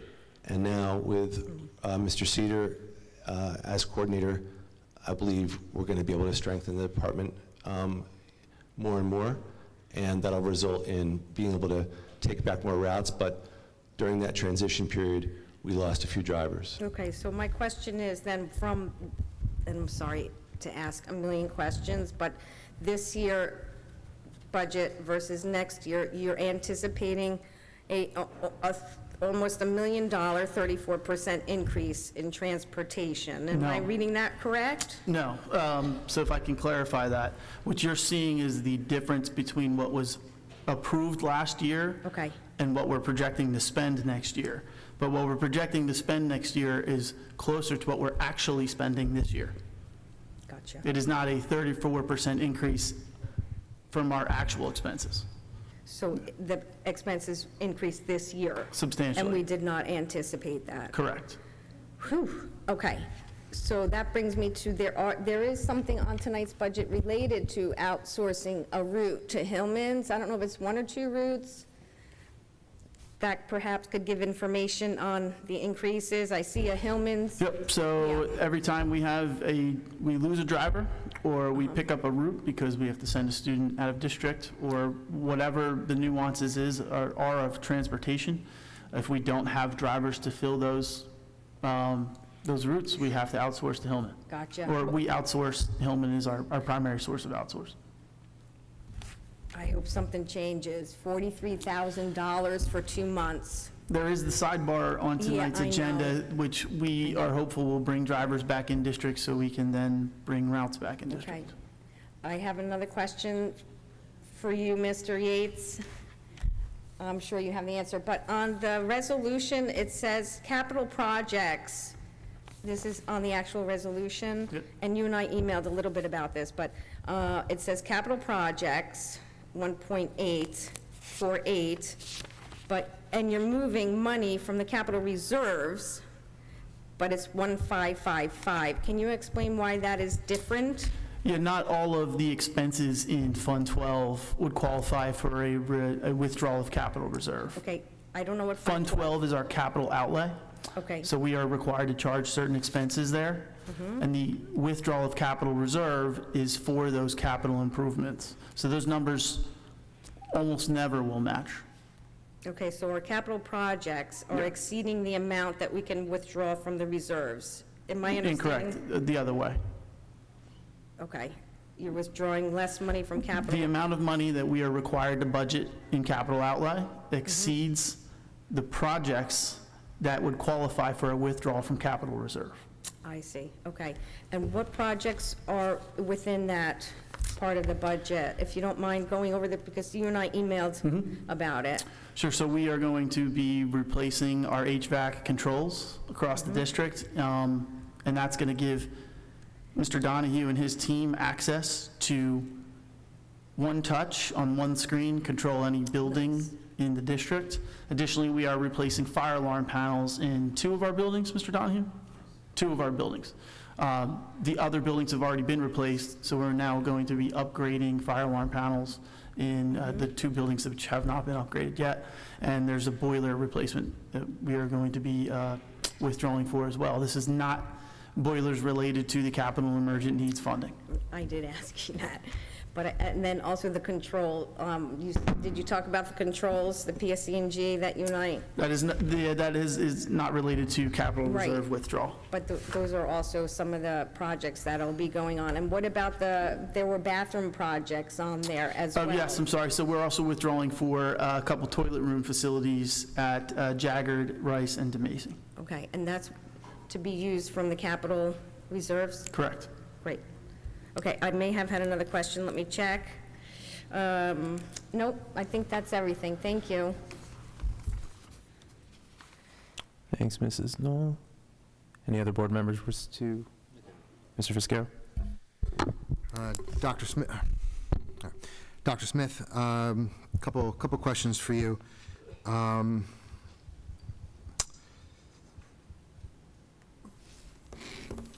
One, I apologize here, trying to find my wording. I want to talk about one of the things that irks me a little bit here. Now, first, before I say anything, because I think it's really clear that we should all be on the same page about what tonight is. Tonight is a tentative budget approval, all right? To me personally, that sometimes acts as a placeholder budget in case, or for instances, in situations like this, where if the board has a lot more questions or wants to see changes, it has the time to make do until that final budget. That final budget's what's really important to me. Tonight, to me, more like a placeholder. And there's some things that I'm concerned about. One of the things that I'm concerned about in particular, I am concerned about the individual study aspect here that we'll be losing, particularly in middle school 7th and 8th. If the board's wish is to go through with this plan, and to be clear about this, all right, I've been doing these for 7 years now, making these type of cuts. And when I say the board's wish, I don't think the board has really wished on any of this. It's not like the board finds pleasure or glee or excitement. It finds nothing but pain. Not the pain that you are feeling in the audience, because you're living your life with this every single day. I can relate to that being in your shoes at another district, and I understand. That gives you no solace, it gives you no comfort, and that's reasonable. But the individual study aspect, if let's say that this plan goes through, all right, I'm not comfortable with losing individual study. I think it needs to be charged that we need to find another way to incorporate individual study inside this curriculum, inside for 7th and 8th grade, that we find a way that these 7th and 8th graders have the ability to still meet with their homeroom teachers in some capacity. That's outside of, because this gets thrown around, and as an educator myself, I get a little ticked by this. The expectation sometimes from people is that, well, they can meet with them before school or after school, or they can meet with them during their contract at lunchtime. And to be fair, that makes the charge that those teachers have nothing better to do, which we can't, which I know is factually incorrect, all right? So where I'm trying to say is, I think there's a couple things that are important. Obviously, teacher team time is really important, but when we're looking specifically at the kids and what their parents have been asking for, and when we read these emails, they're really worried about that individual study. If we move to this system, my charge is, before we get to the final budget, I should say, is that we find a solution for that individual study within the realm of the time frame of the school day. Not before, not after, not at lunch, for a time. Look, am I saying that teachers shouldn't meet with kids during lunch? That's their prerogative if they want to do so. But it also doesn't have to be their prerogative either. If they want to, look, there are days that, yeah, I'll meet with a student at lunch, and there's days that I'll tell a kid, hey, homeroom starts at 7:30. Can you meet me over at 7:15? Yeah, okay, that's fine, but that's my prerogative to do so. But I don't want to be, as an educator, pigeonholed into that idea. So what I'm asking for between now and then is to find the charge in order to find some kind of grounded time to create individual studies. It doesn't have to be in its form that it is now, but in a form that is comparable, all right, that helps those kids, because not every kid is utilizing individual studies, but there are some kids who seriously, they need that. They absolutely, utterly need that. It's what gets them through some of their courses. And I am worried about the students' educational well-being, their mental well-being, their emotional well-being, because when you're a student and you don't get something, something, I don't know where that accent came from, when you don't get something, all right, it starts to fester in their brain. I said, my daughter, I love my daughter, I think she does great in school, but man, when she doesn't get a math problem, my gosh, the house falls down. And I'm married to a math teacher, all right? So I am concerned about that, and I want to make sure that that is a charge that I want to see taken care of before we get to that final budget. Because again, whatever we do here tonight is a little moot comparatively to what that final budget is, and I believe there are more discussions that need to be made. I think there is more dialogue that needs to be made, and I think that is a primary concern for people. So I want to throw that in. That wasn't a question, I apologize, I said it was a question, but I didn't throw a question mark in the back of that, I think it was more of a charge, and I... No, you know, and very appreciated, and we can talk with our middle school administrative teams to figure out what some options might be in that regard, and then bring that back. I want to make sure these kids are protected. Now, the question I do have about that, and I apologize, and I don't mean to take up people's time. If I'm going over my time here, just please let me know. I talk too damn much sometimes. The middle school aspect, all right, because sometimes this gets confused, and even I was confused for a little bit here. All right, so the concept that you brought up for the middle schools, all right, you called it a modification, correct? That was Correct. how you referred to Correct. that. All right, so let's say, for example, let's pretend that I'm in 7th grade green. I'm in 7th grade green, which I was back in 1994, when I had thank you, I don't know who that was, but Greenhouse, love you guys. And I had social studies with Mr. McCool and math with Miss Ryback, love them, all right? But the question was, I was there. Now, I stayed relatively in that pod, and I crossed over the greenhouse pod. I crossed over for electives, and I crossed over for lunch. Your charge here is that I may say I have social studies with my greenhouse teacher, I may have math with my greenhouse teacher, but I may have science in Red House? Yes. Am I getting that correct? Yes. Okay, so, go, continue, I'm sorry. No, yeah, so you would walk from green to red. So just green, all right, are we looking at 1 or 2 classes here? Are we, like, what are we looking at here? Yeah, so both schools ran the schedule, like basically vetted it out, kicked the tires on it to make sure that it works with the staff that we have. It would look a little different depending on like which subject are you walking for and so on. That's all in schedules that will still need to be built based on the current circumstances. So we tried it, and we know it works. Which subjects kids are ultimately walking for will depend on how they are scheduled. It won't be the same for every kid, because just like when you're walking between classes, you might have there are multiple science teachers, multiple math teachers, et cetera. So like you could be a Green Hall student and have math in Green Hall and science in Red Hall, or vice versa, depending on which teacher is available that period. Okay, but your primary base is still 7th grade green? So you will, when you're in 6th grade, you're in your house, you're in your hall, right? Yeah. And then you move to 7th grade. And again,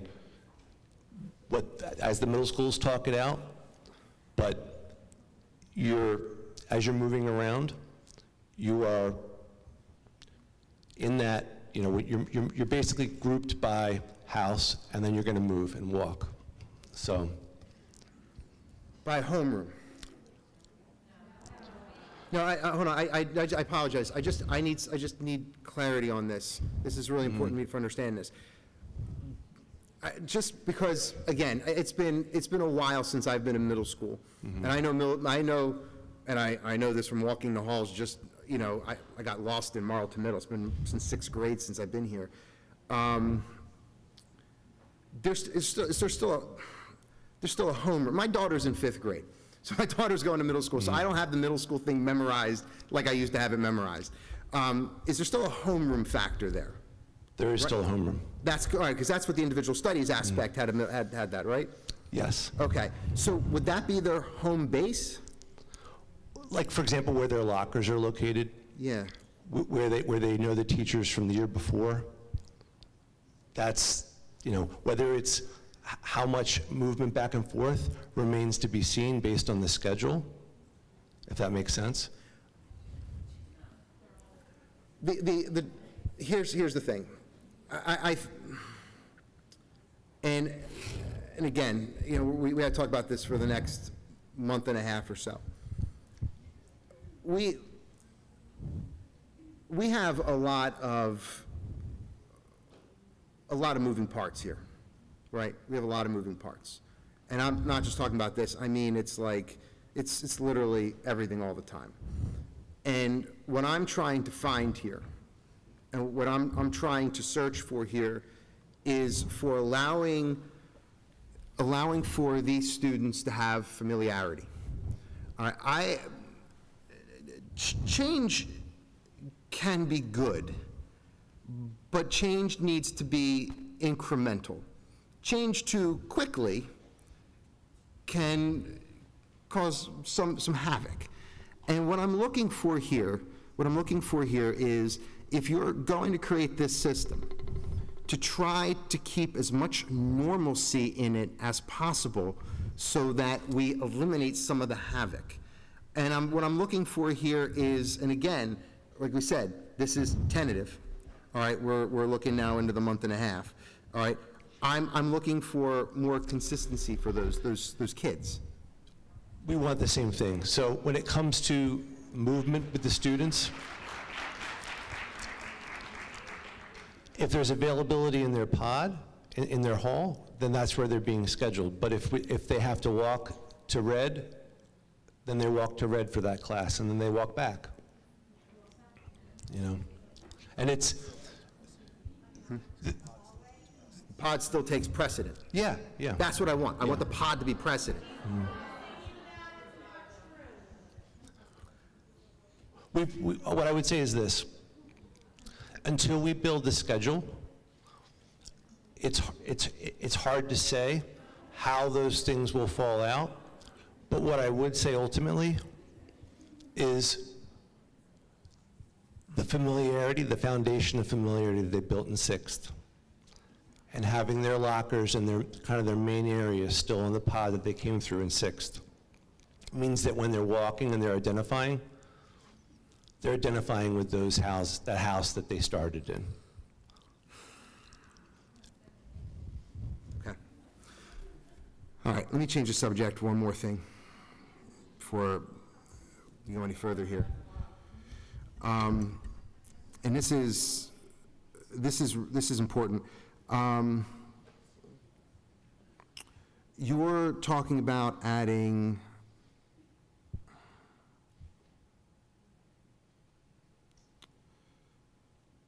actually, I gotta rephrase that. Can you go to another question? Someone else has another question. I have to rethink what I'm gonna say here. Sure. I think I lost my thought on that. Mr. Buck? Yeah, I want to get some commitment down, if we can lock that down. I mean, not, the nuts and bolts of it, but I really want to have, representative public reach out after this. We have time after this, since this is and I really want to get that, so we have, for example, there's I know there's one group, Parents United, it's a, well-organized group. Get representative leadership, from there. For instance, Cindy Rogers, Jen Peelman, Aaron Sapp, invite them into a finance meeting so we can actually have dialogue with that. And it wouldn't be a whole room thing, so people would just get into yelling and everything like that. Constructive dialogue, people together, small group, and then, information can, disseminate out from there. Jamie had a great idea about having, another, board retreat or anything like that, if we want to use time for that. Or, inviting them to a finance meeting and dedicating time to that and extending that meeting, a little bit. We, might even need, the month and a half we have, here, we might even be able to do that a couple times if we need to. Can we get commitment, for that? And figure out, who we need to reach out, who to reach out to, and make sure we get that. Yeah, absolutely. And I'm glad for your ideas about what that could look like. We met with the phonics group recently at our administration building, and I could see it looking a little like that, where it's representatives from different stakeholder groups that we all have a common interest in trying to be able to try to walk together on this budget.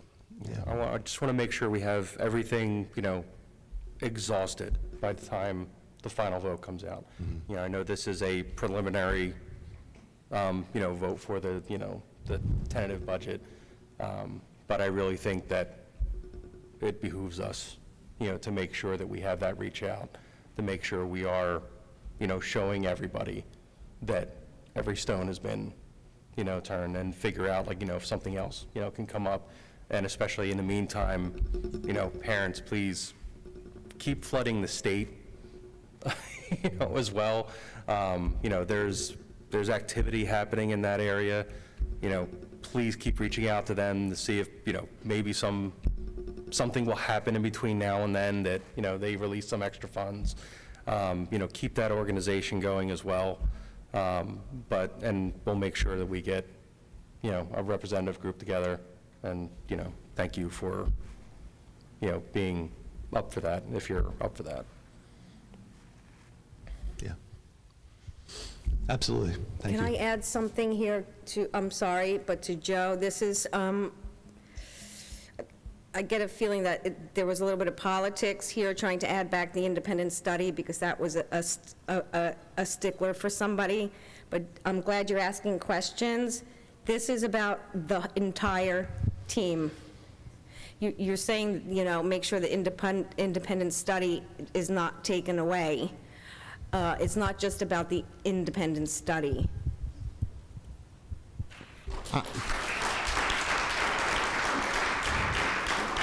I'm a little confused by the phrase politics here. Are you accusing me of something there, or? I just got the feeling with the, a little bit of the conversations, and, yeah, I just don't know what happened in the back room there, and if it's trying to, give an olive branch to somebody about independent study, I think that you should look at the entire team model and not just focus on the independent study time. Well, and also I just wanted to say, and I'm happy that you're asking questions. Thank you. Can I jump in before? yeah. Okay. Yeah, you may. I wanted to say, in terms of Jamie and Dave meeting with certain stakeholders, I also think a select few from the board, doesn't have to be the whole board.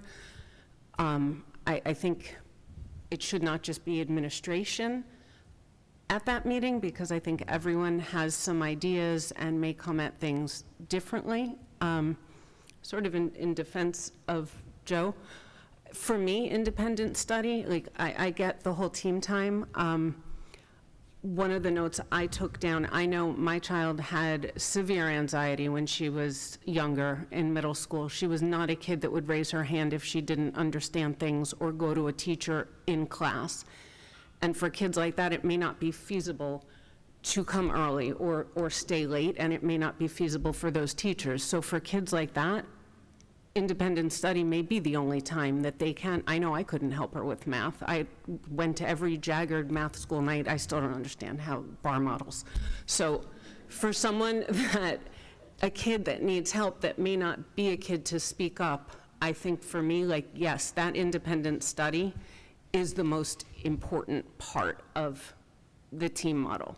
To me, I understand that everyone has their priorities, but that's all. No, I appreciate it, and we're going to look into that and see what we can come up with in terms of alternatives to keep independent study in some fashion the way you've described it. So,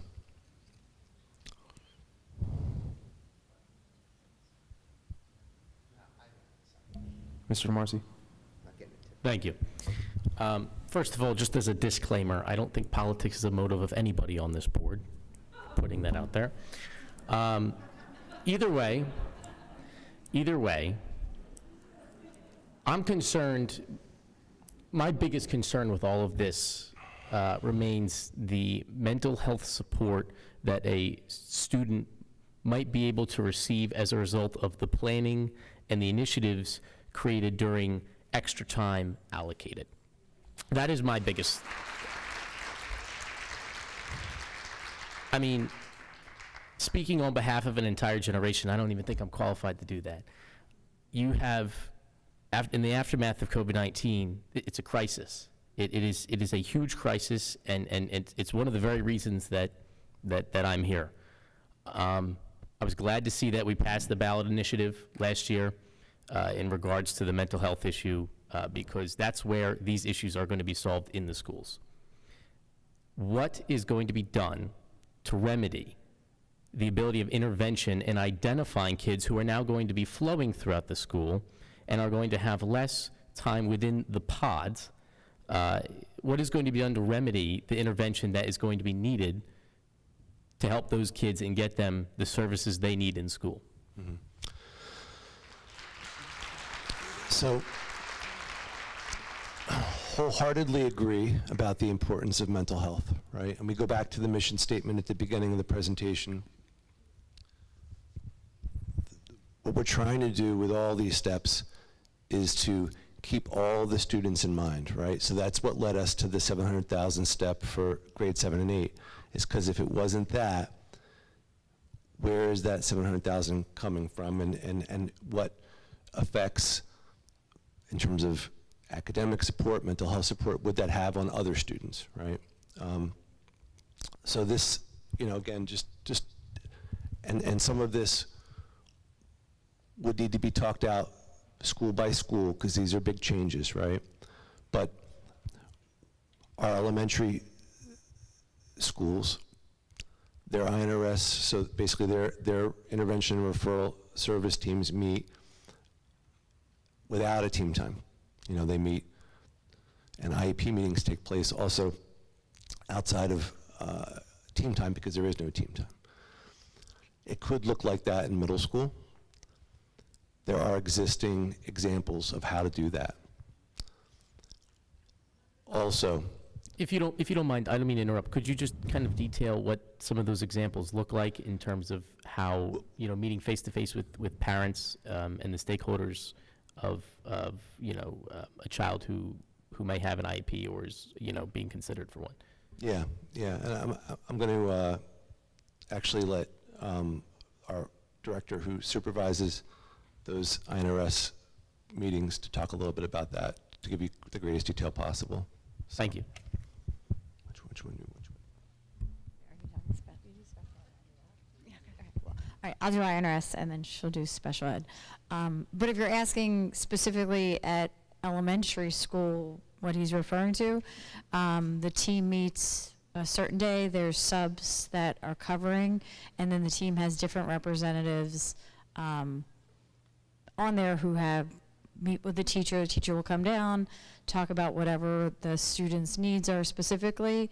The biggest difference, obviously, is at middle school, they do it during team time, so that they can talk to all the members of the team in that regard. So that's the shift there, that you need sub coverage, basically, like we do at elementary. And for IEP meetings, I will pass it over. Similarly, for IEP meetings, we need a general education teacher and a special education teacher, along with related service providers. And once those meetings are scheduled, we arrange substitute coverage at the buildings to cover those meetings. So all those meetings would still continue, and they're legally required by code to have all those representatives present. And if the parent provides consent, those teachers or providers can be dismissed from the meeting.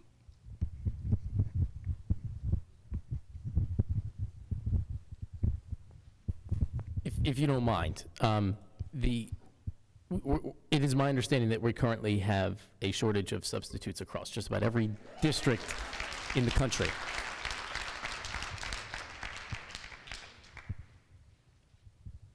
in the most constructive way possible, what is the plan for making sure that the face-to-face meetings occur between parents and teachers, and that time is ready and available outside, if we engage with this model, outside of, substitutes? Because I don't know if I agree that is going to always be a ready and available option to make sure that, it meets with, not only do, teachers have schedules, but so do parents. So, what's the plan to make sure that these meetings aren't going to not happen, or they become a subsequent consequence of the fact that, we don't have enough subs to cover classrooms as is? Mm-hmm. So these INRS meetings and IEP meetings happening in elementary are happening in our current substitute conditions, right? So they are happening in exactly this overarching sub shortage, which I would say is, we pay a little bit more than some districts for substitutes. And we started that during the pandemic, because during the pandemic, we operated school for full days, whereas other districts were operating for partial days. And we had to pay more to get people to want to come in, and we kept that going. So we could look at that as a possibility.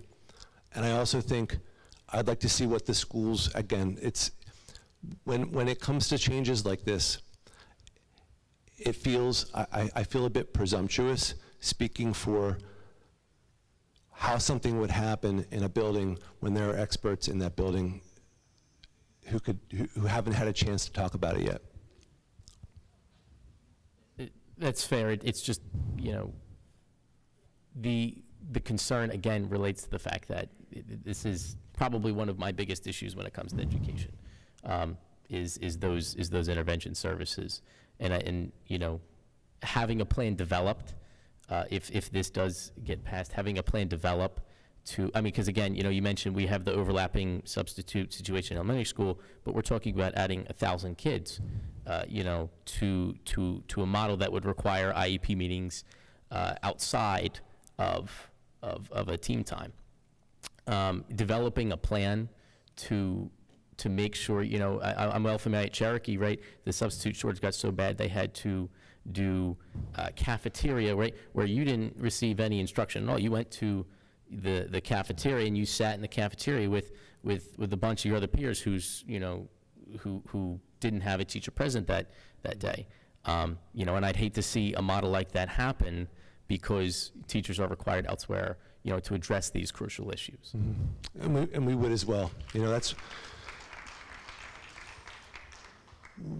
why we haven't done that here. That what you're talking about. They are still doing cafeteria classes, because at least once a week, my daughter sits in a cafeteria and doesn't learn anything. Yeah. Just to go even further with that, their proposed budget for Lenape Regional is to eliminate all substitutes, and everything will be cafe class starting next year. That was in their proposal today.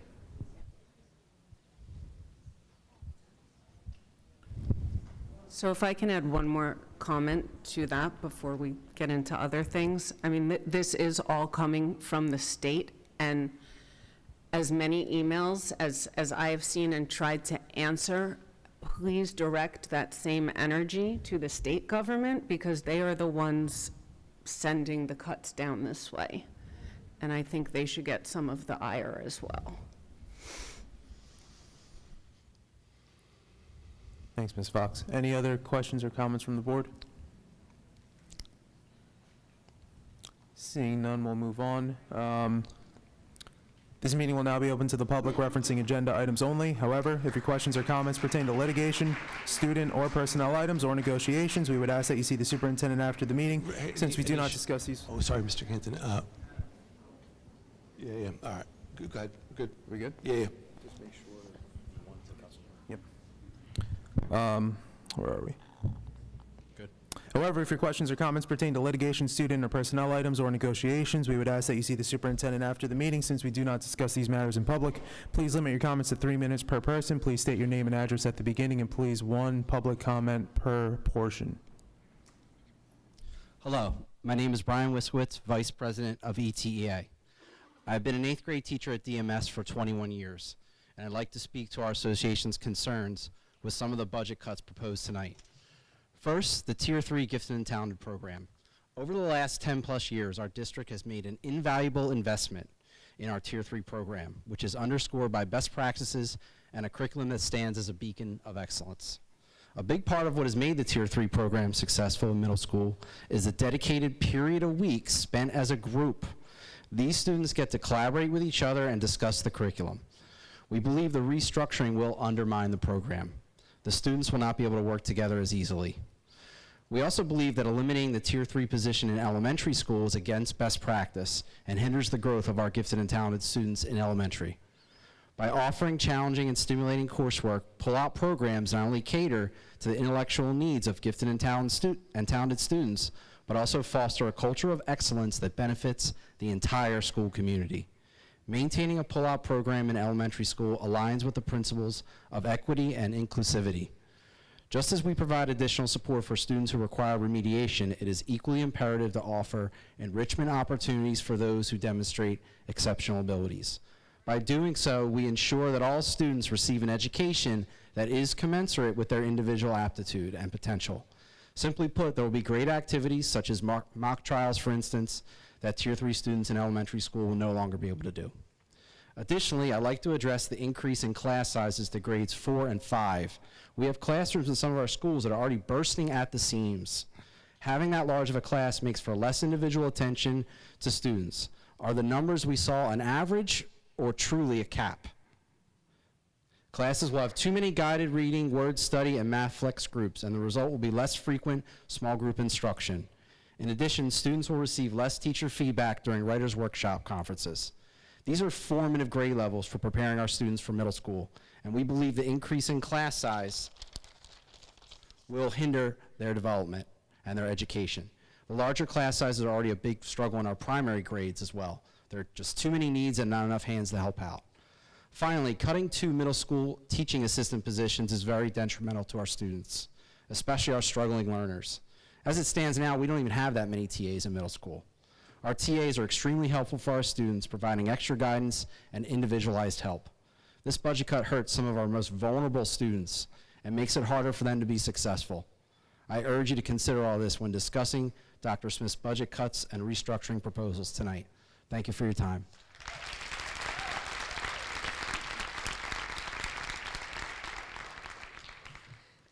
My name is Tracy Brown. I'm a teacher at Marlton Middle and also the second vice president for ETEA.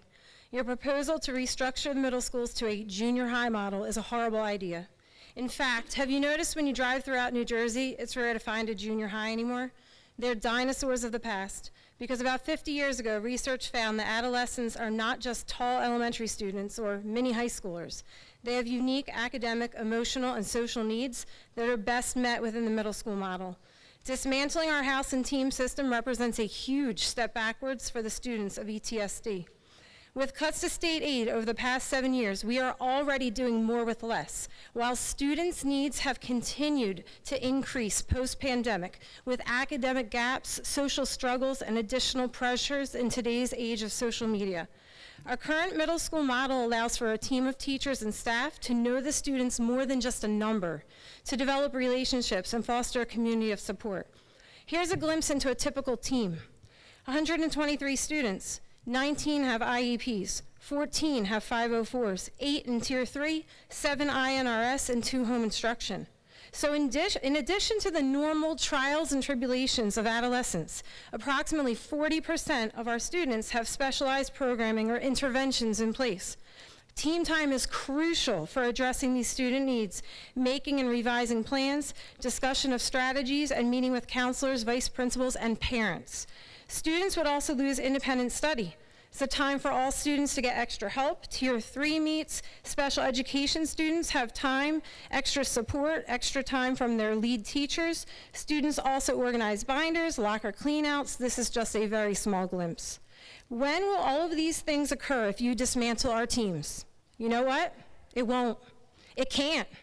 The proposed schedule doesn't lie. There won't be any common time to accomplish these things. Don't let him tell you otherwise. The kids are going to lose out on so much.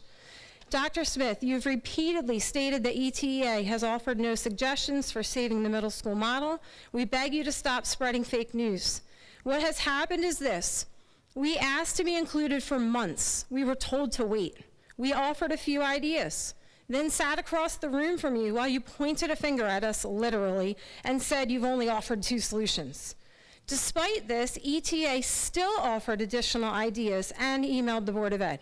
What we've experienced is everything but a collaborative effort. You immediately shoot down any ideas that don't fit your agenda. Board of Ed members, dismantling our house and team model does not put children and their needs first and will destroy our middle schools forever. That is what you're going to be remembered for. We implore you to leave the current middle school model intact.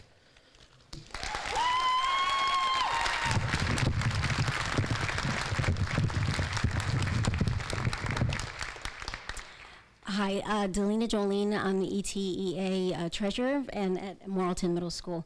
But I'm actually reading this statement on behalf of Russ Bowles, ETEA president. Russ wanted to be here this evening, but he had to attend an NJEA meeting regarding pension and benefits. I'd first like to thank all the ETEA members and parents who are here this evening to support our students and encourage the Board of Education to make informed decisions. We've heard from Brian and Tracy about some of the devastating effects of program cuts. I want to take a moment to discuss a few more. On the chopping block, once again, is family and consumer science. In an era where life skills are often overshadowed by academic rigor, family and consumer science plays a crucial role in preparing students for the realities of life. This curriculum teaches fundamental skills such as cooking, budgeting, sewing, and career planning, which are essential for gaining independence. Moreover, family and consumer science fosters important values like responsibility, resourcefulness, and teamwork. These are skills that students will carry with them long after they leave the classroom, empowering them to lead fulfilling and productive lives. We also oppose the loss of string lessons in grades 7 and 8. Dr. Smith believes that students who are interested will receive private lessons. This places a financial burden on district families and could deprive some of our students from pursuing music. Over the past few years, our special education programs have been dismantled. This continues to be evident by the decision to cut 2 of the 4 teaching assistants at the middle school level. I really don't even know what to say here. These 2 individuals teach 6 classes a day to approximately 150 to 200 of our neediest students. The people in these positions are not even eligible for benefits. How is this cost effective? How is this what's best for students? Who is going to fill this role? Let's take a moment to discuss transparency. I stand before you today to emphasize the crucial importance of transparency in our district. Transparency is something that our leader lacks.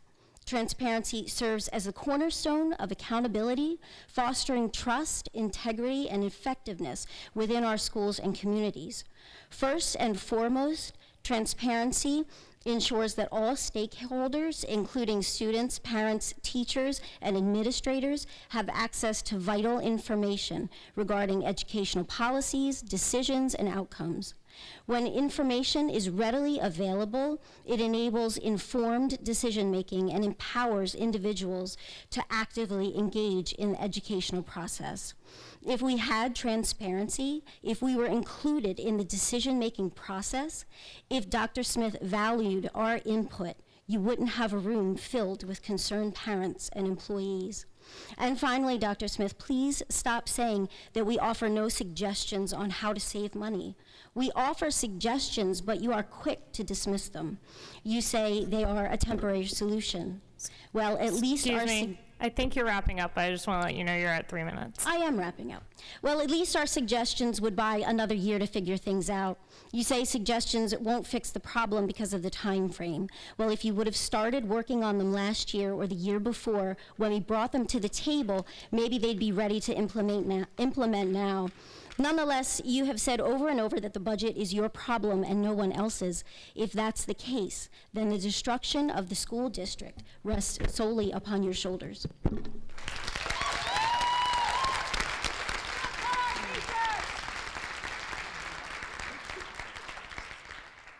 Hi, my name is Amanda Strisky, and I am an inclusion teacher at Marlton Middle School. So I just want to take a moment to speak actually in response to the conversation that was occurring about meetings, IEPs, INRS, specifically the comparison to how elementary does it. I'm going to start with INRS. Remember that generally speaking, right, it's one teacher in an elementary classroom, possibly two if it's an inclusion classroom. When we meet for INRS during our team meetings, we're talking about a minimum of 4 academic teachers to start. If the student has a split language arts class, we're up to 5. If they're in an inclusion setting, 6. And whether or not they're in an inclusion class, having those inclusion teachers sit in on the meeting and other special education teachers to talk about the interventions, what we could do if they were progressed to the classification process is valuable. So it's many, many more people, and that's not to devalue anything that the elementary school teachers are doing, because they work extremely hard, and it's not fair that they have to have a sub in their room either. So I just want to make sure that that's clear. I'm going to move on to IEP meetings. I just finished my 8th grade transition meetings. Actually, no, I have one more that was rescheduled. So far, approximately 50% of my meetings, a general education teacher who's required to be there by law has had to be pulled out, and we've had to have parents come in and sign waivers on the spot before the meeting starts because we already don't have the sub coverage in our buildings. So I just want to make sure that that's very, very clear. And let's talk about the time these students and parents deserve. We've had meetings generally scheduled for an hour and a half if necessary, 2 hours. The longest one that I know that occurred was recently 3 hours to make sure that the student was appropriately set up for their high school transition. This is also the first time that 8th graders are brought into their meetings, sitting in a room. Besides their special education teacher and their general ed teacher, they don't know most of the faces, right? So we are the people in the room besides their parents that they know and trust. All important things when we're talking about transition, but that's just 8th grade, right? We still have 6th and 7th graders and teams of teachers all sitting before you who are trying to do everything in their power to get those students set up for the best transition possible as they move from grade to grade. If we lose teams, we lose all of this. Thank you.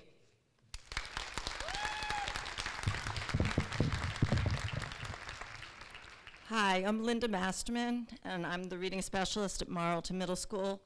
And I do work with interventions, so I would like to talk about that. But before I do, I wanted to address the question you brought up about teams and this modified team term that's come up tonight. And teams will happen in 6th grade, but my understanding is after that, the only part of the team that will exist for students is they will have the same guidance counselor and the same vice principal. Outside of that, there will be no sense of team.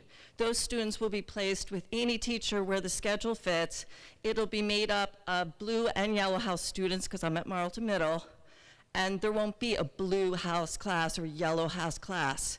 They will be traveling all over the building. There will be travel time built into the schedule because students will be traveling throughout the entire building. So I don't know where this term modified team is coming from. 6th graders will have a team concept, but then it'll be totally dismantled in 7th and 8th grade. So I hope that clarifies that a little bit, because I felt like that was very unclear. That's the way it was explained to the teachers. So I think, we need to explain it the same way to all of you. Then I want to read what I had prepared to talk about in regards to intervention. I have taught at Marlton Middle School since 1994.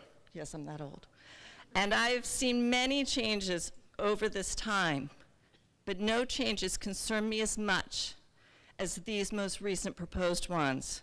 My first concern is the loss of team meetings and independent study. Team meetings are the time when teachers discuss students who are struggling academically, socially, and emotionally. When teachers discuss students together, they can see that there are patterns of behaviors and try to problem solve. Or the teachers can see that a student is prospering in one environment while floundering in another, and work together to determine why. Team meetings are also the time where staff meet for intervention and referral services, and plans are established to help students who are struggling. These team meetings are invaluable in a time where students are having more academic and mental health issues than ever before. Independent study is a time for students to receive intervention in small groups and individually, and to seek help when needed. It is also a time for gifted and talented project-based learning, as well as a time to make up work from absences without missing more class instruction. Losing this time will also be a huge detriment to students. I personally do an independent study group. I actually meet with a small group every single independent study. Those students will Miss, you've reached 3 minutes. Okay. Can I still speak, or am I over? Okay. My next concern is the loss of the teaching assistant position in the middle school. At present, Marlton Middle School. I just meant like a final sentence. Okay, well, this is. No, you cannot do that. I am sorry. Well, let me just say the final thing about the teaching assistant, because I'm sorry, guys. I have to. Everyone has the same opportunity to speak. So I'll just say this last thing about a teaching assistant. At present, at Marlton Middle School, we cannot meet the needs of the students we presently have in intervention. I've actually had to tell parents we do not have services for them, and you're cutting a teaching assistant, which will cut our staffing by 30%. We presently can't do it. If you cut more staff, impossible. Thank you.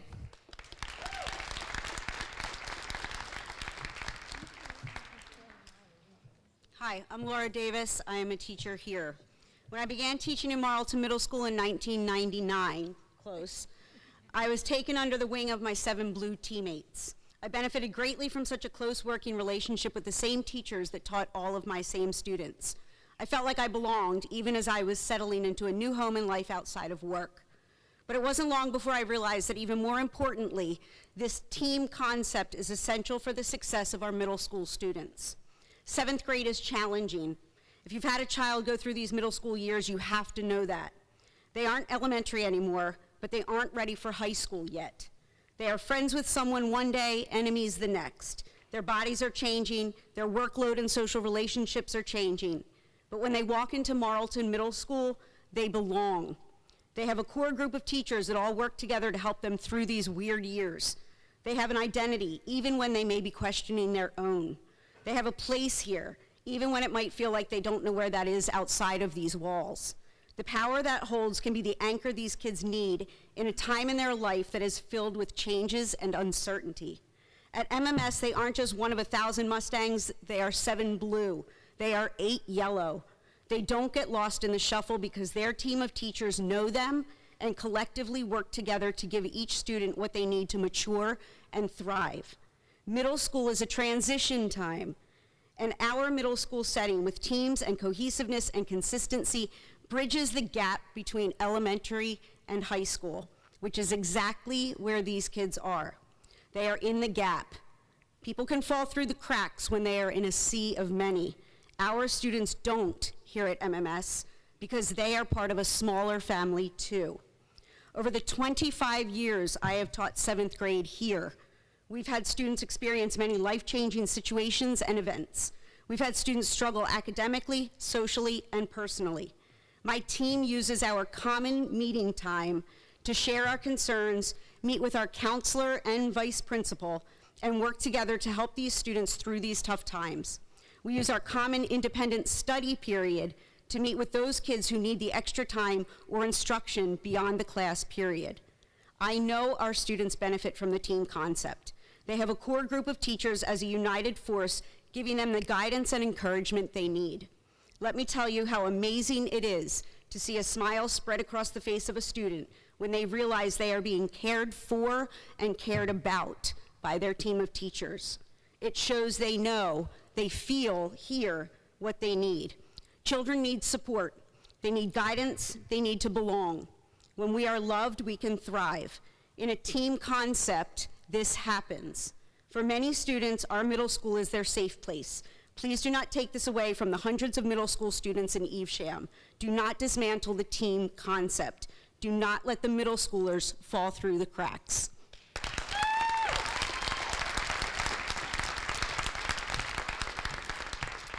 Good evening, Dr. Smith and members of the board. My name is Marnie Benjamin, and I am a vice president on the Marlton Elementary School PTA, where my son is in 4th grade in Mrs. Scarpati's class.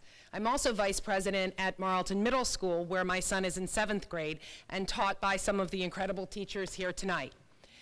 I am here to speak on behalf of our incredible middle school, our incredible middle school and our Tier 3 program.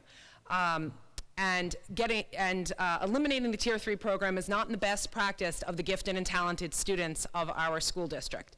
I would like to begin by presenting some concerns regarding the cuts being made to Evesham Township's Tier 3 program. What many people don't understand, but parents and educators of gifted students know, is that providing appropriate specialized instruction and curriculum, enrichment opportunities, and social and emotional support for gifted children is just as important as providing IEP services to children with special needs. I can say this as the parent of both a child with an IEP and the parent of a child in the Tier 3 program. Their needs are both equally critical to their growth and their development. There are many reasons the proposed cuts would be a major disservice to not just Tier 3 students, but all students in our district. Specifically, it will reflect poorly on our district's reputation as a whole, since the state of New Jersey is requiring more, not less time to Tier 3 programs. I am hoping you'll strongly consider the following information when deciding if dismantling this program is in the best interests of our students. The pull-out sessions currently used for elementary students are critical for gifted kids.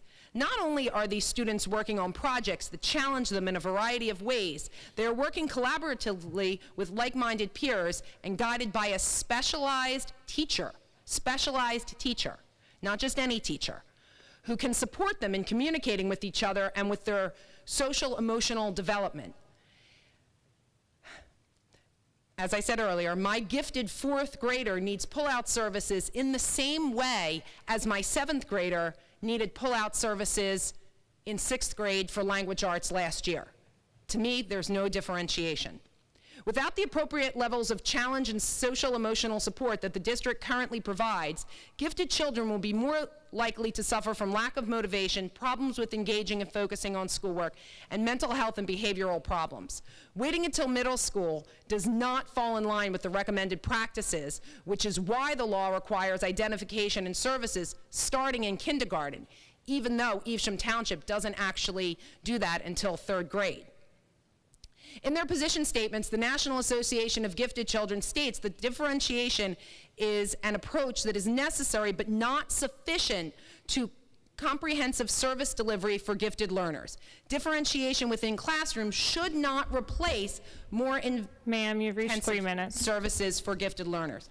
Thank you. And I would just like to summarize by saying I also had some things to say about the TEAMS program in the middle school.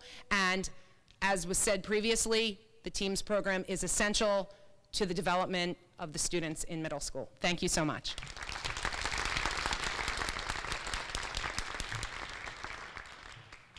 Hi, my name is Sheetal Paulson, and I'm a parent of a student who's in the Tier 3 program. I'm bringing about some points for you to consider not cutting the Tier 3 program. In reality, differentiation is not going to happen.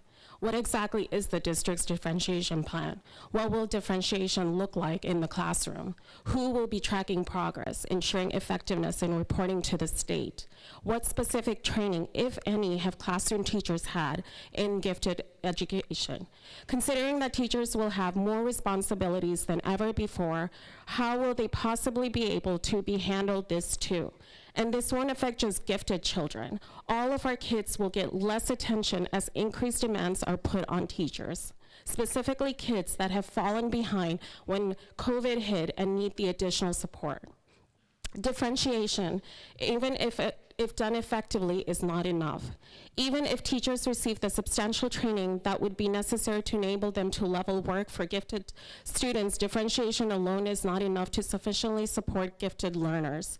According to the NJ Strengthening Gifted and Talented Education Act, which the state law passed in 2020, school districts need to, among many other things, consider the gifted programming standards, position statements, and white papers of the National Association for Gifted Children in identifying and serving gifted and talented students. Differentiation with heterogeneous classrooms should not replace more intensive services for gifted learners. Gifted children have unique social and emotional needs and need to be with like-minded peers. The NAGC strongly recommends that curriculum geared to helping gifted children with social, emotional, and career development be part of gifted education programming both inside and outside the regular classroom. The pull-out sessions in elementary school are so important for gifted kids. Not only are they working on projects that challenge them all in a variety of ways, they are working collaboratively with like-minded peers and guided by a specialized teacher who can support them in communicating with each other in their social emotional development. ETSD is not keeping up with the state and federal trends and goals for gifted education if these cuts are made. Cutting gifted and talented services is not the direction that the state of New Jersey and the county in general is headed. New Jersey just passed the Strengthening Gifted and Talented Education in 2020. It is a goal of the state to grow and enhance these programs, and many districts are working on expanding them despite facing the same budget cuts that ETSD is. We are going to the opposite way for this proposal. This population has so much potential in what they can achieve in our district.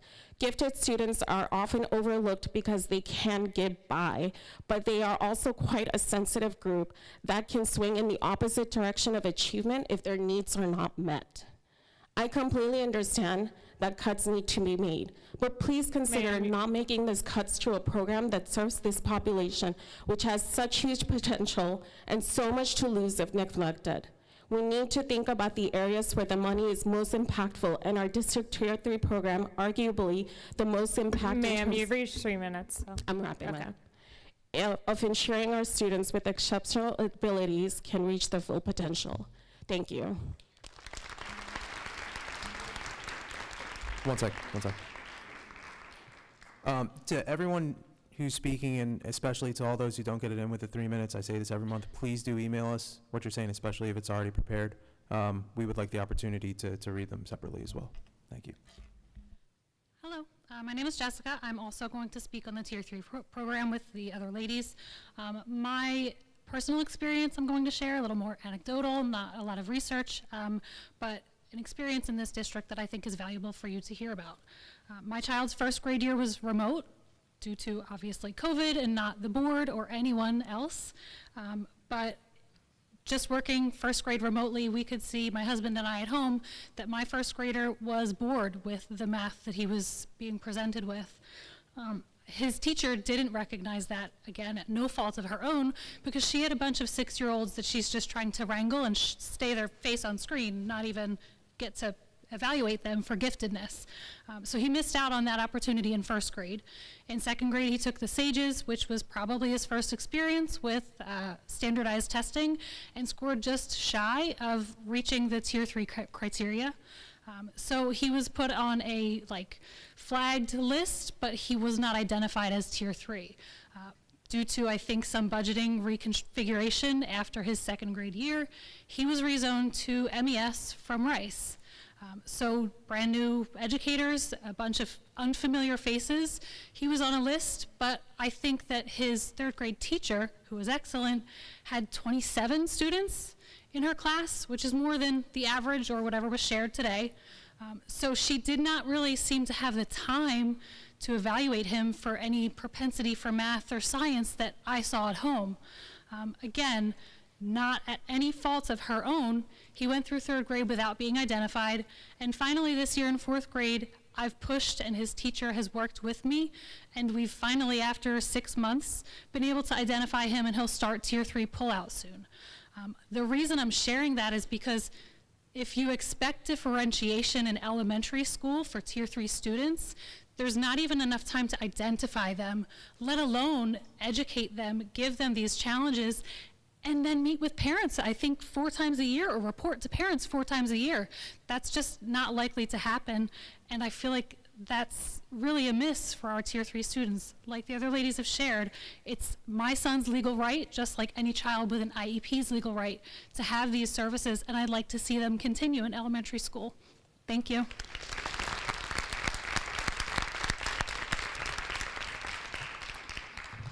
My name is Kimberly Henson, and I have a student at Beeler. Good evening. As you've been hearing, we all have some serious concerns about the proposed budget. Of the many concerns, one of the biggest is the staffing cuts at middle school, which will ultimately lead to the elimination of our team model approach. The district that I taught at eliminated their team model approach several years ago. Since then, the teachers there have not been able to provide the same level of instruction and care to their students.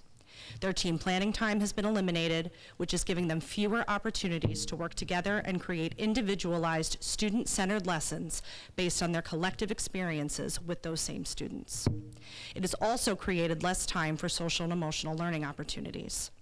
Just because something can be done and has been done by others does not mean that it should. I do understand that there is not enough money and that cuts have to happen. However, I also understand that in a time of such a budget crisis, that our administration has accepted salary increases and bonuses. I also understand that opportunities to find the funds to cover at least some of the deficit, even if just for this year to buy us time, have not been explored.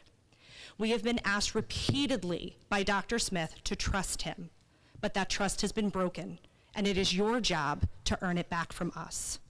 I cannot and will not support this budget until it has been proven that absolutely every other avenue has been explored, and I am imploring you as the board to do the same. As our elected officials, it is time that you act not in your own best interest, not in what Dr. Smith is telling you is best, but in what is actually best for our students. This plan is not a plan at all. We keep hearing we don't know what it will look like yet. We can't know what it will look like yet. Then you cannot accept this. I am also officially requesting an additional collaborative meeting before April 25th to discuss this further. I am not confident that if you accept this tonight, that enough changes will happen before May. We have been invited into the conversation too late, and that is not our fault. That is not our children's fault. Do not accept this. Demand that Dr. Smith go back to the drawing board. Demand that he include the teachers union, parents, and town representatives to go over every opportunity, including administration salary freezes, and do not take away from our children.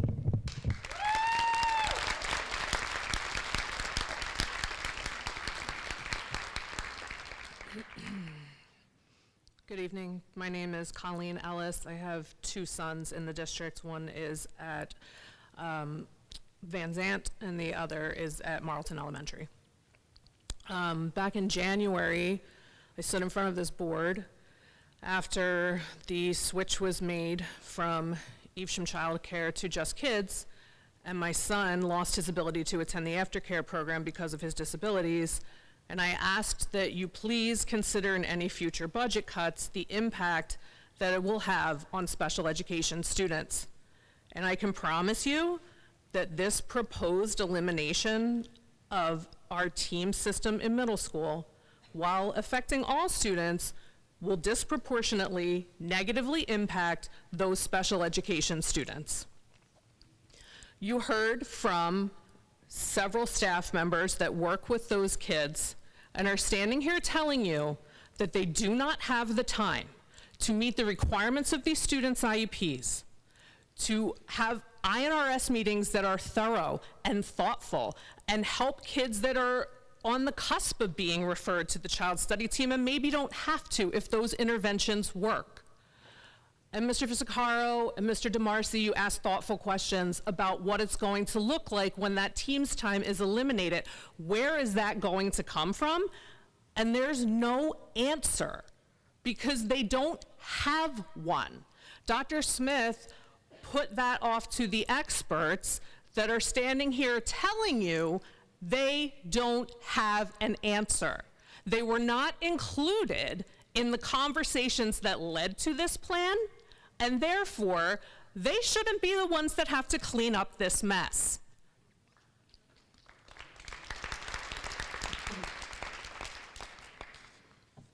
I have two sons, both have ADHD, one is autistic and dyslexic, and they are both thriving in their elementary school environments because of the individualized attention that is given to them by their teachers, by the child study team, by their building administrators.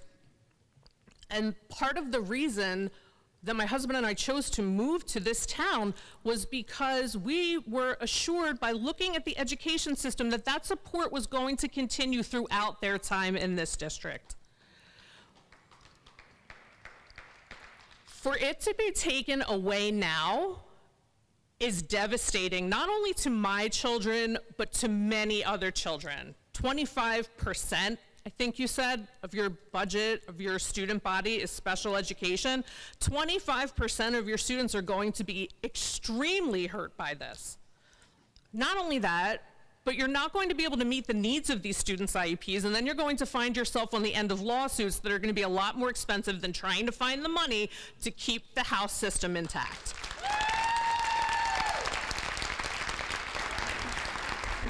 Ma'am, you've reached 3 minutes. If you could wrap it up. You as a board tonight have a small but distinct window of opportunity to do the right thing. This plan is not even acceptable as a placeholder. Vote no. Thank you.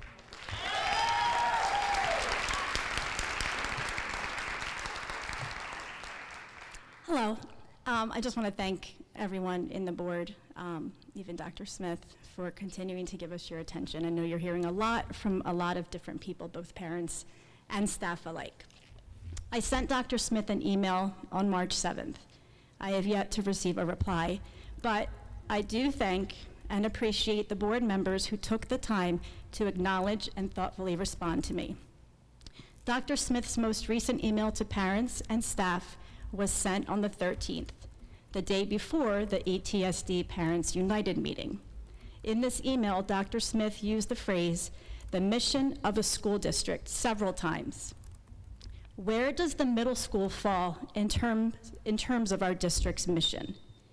Is the mission of a school district to neglect and push aside middle school children, children with IEPs and 504s who will not be receiving the time, accommodations, and attention they are entitled to according to their individualized educational plan? Is the mission of a school district to neglect and push aside children who are at an extremely challenging time in their social and emotional development? When you eliminate the middle school team model, you eliminate the time children and teachers have together. Teachers join together to collaborate, to discuss the needs of all the children we have the privilege and the joy to work with. When you eliminate our teams, you also eliminate independent study. This is an invaluable opportunity for children to meet with any or all of their academic teachers to get the support and time that they need to catch up, to review skills and concepts, to make up assignments, tests, and quizzes, and have their questions answered. This time for children will no longer exist. When teachers asked when in our day there would be time to give children what they need beyond their regular classroom period, when teachers could discuss and collaborate about children, Dr. Smith suggested we meet before and after school, and in the few minutes, about 8 minutes, between dismissal and the end of our day. Teachers, programs, and time are being eliminated that have been there for children.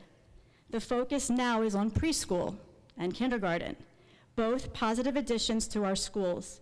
In the current plan as outlined in Dr. Smith's March 13th email, middle school children were lost. We cannot push aside and minimize the needs of our middle school children. Thank you.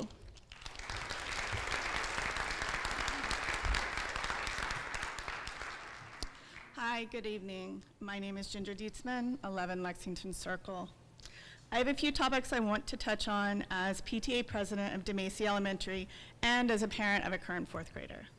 First, I was relieved that the current fourth graders will be staying in their home schools for the 24-25 school year.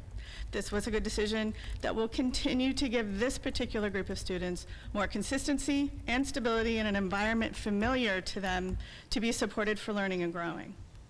Second, while I understand that cuts must be made with the number as large as it is, can we not also have conversations and brainstorming on fundraising and raising money as a community for our children, putting aside our personal agendas and coming together as a collective group? Can there not also be conversations and meetings between the Board of Ed and the community before the next scheduled April meeting? Third, being the PTA president, I have the privilege of constantly being in our school at all different times during the day. And due to this, I've gotten to know the teachers and the staff that I didn't know as well, and have come to know the new teachers, staff, and principal. And to be clear, DES started the school year with well over 10 related arts teachers this year, plus 8 new staff members and a new principal. Lots of change.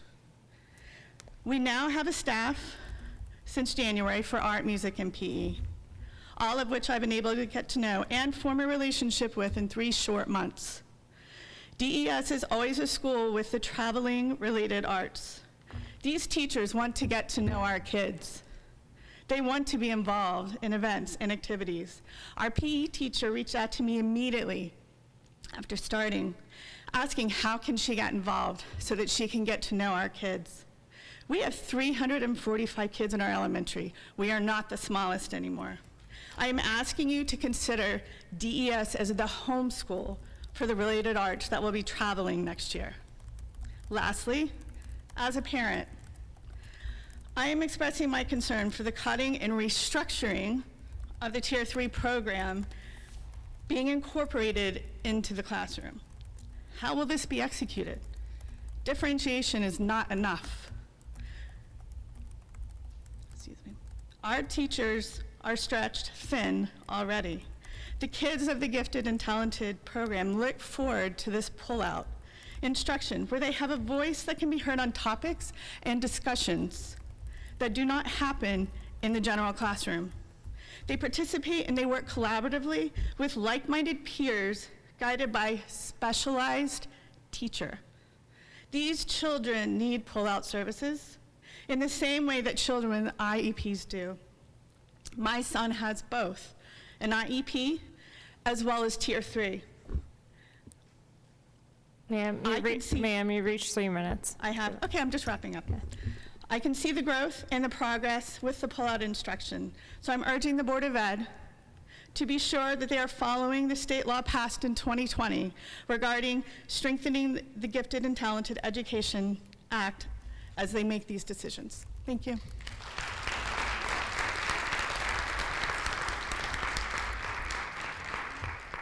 Hello, my name is Erin Sapio. I live at Fair Hill Court in Marlton. I first want to thank the board for the hard work that you've been putting into this budget. It takes a lot of time, and I appreciate the questions that you've been asking tonight.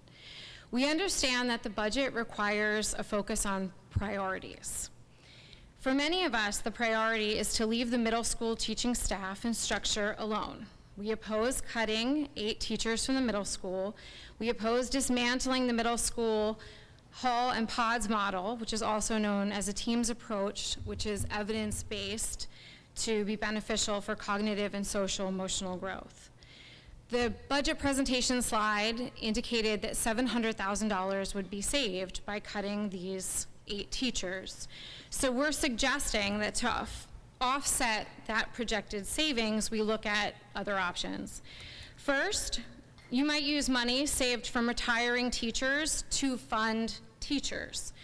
The number tonight was $80,000 as representing a teacher. However, retiring teachers are at the higher end of the scale, and about $130,000 would be a more appropriate number for them. So 2 retiring teachers could save 3 active teachers. Secondly, we ask that you re-engage the town council about selling those properties in Cambridge Park and Country Farms. You mentioned this tonight, which I appreciated, and we know that the town offered to purchase those properties in 2021. I guess the price they offered wasn't acceptable, so it went to the county just this past November 2023, and then it seems to have stalled.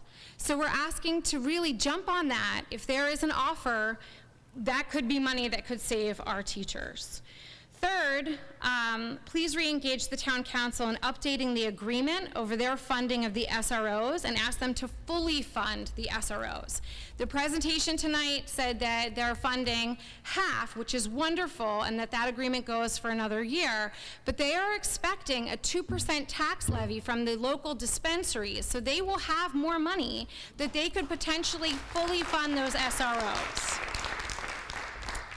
Next, I think Mrs. Knoll asked Mr. Yates about the capital reserve funds, and I'm asking that you creatively look at the surplus in that number. It sounded like we were required to pull $1.8 million from that, and we're earmarked 1.5, which leaves about $300,000 in surplus, which could be half of those 8 teachers. Lastly, take a look at any leftover money from the ECC and TBA funds. There might be money there for the students who paid for this year, and then those programs were ended. So we're really asking you to take action to save the middle school structure and make this the priority.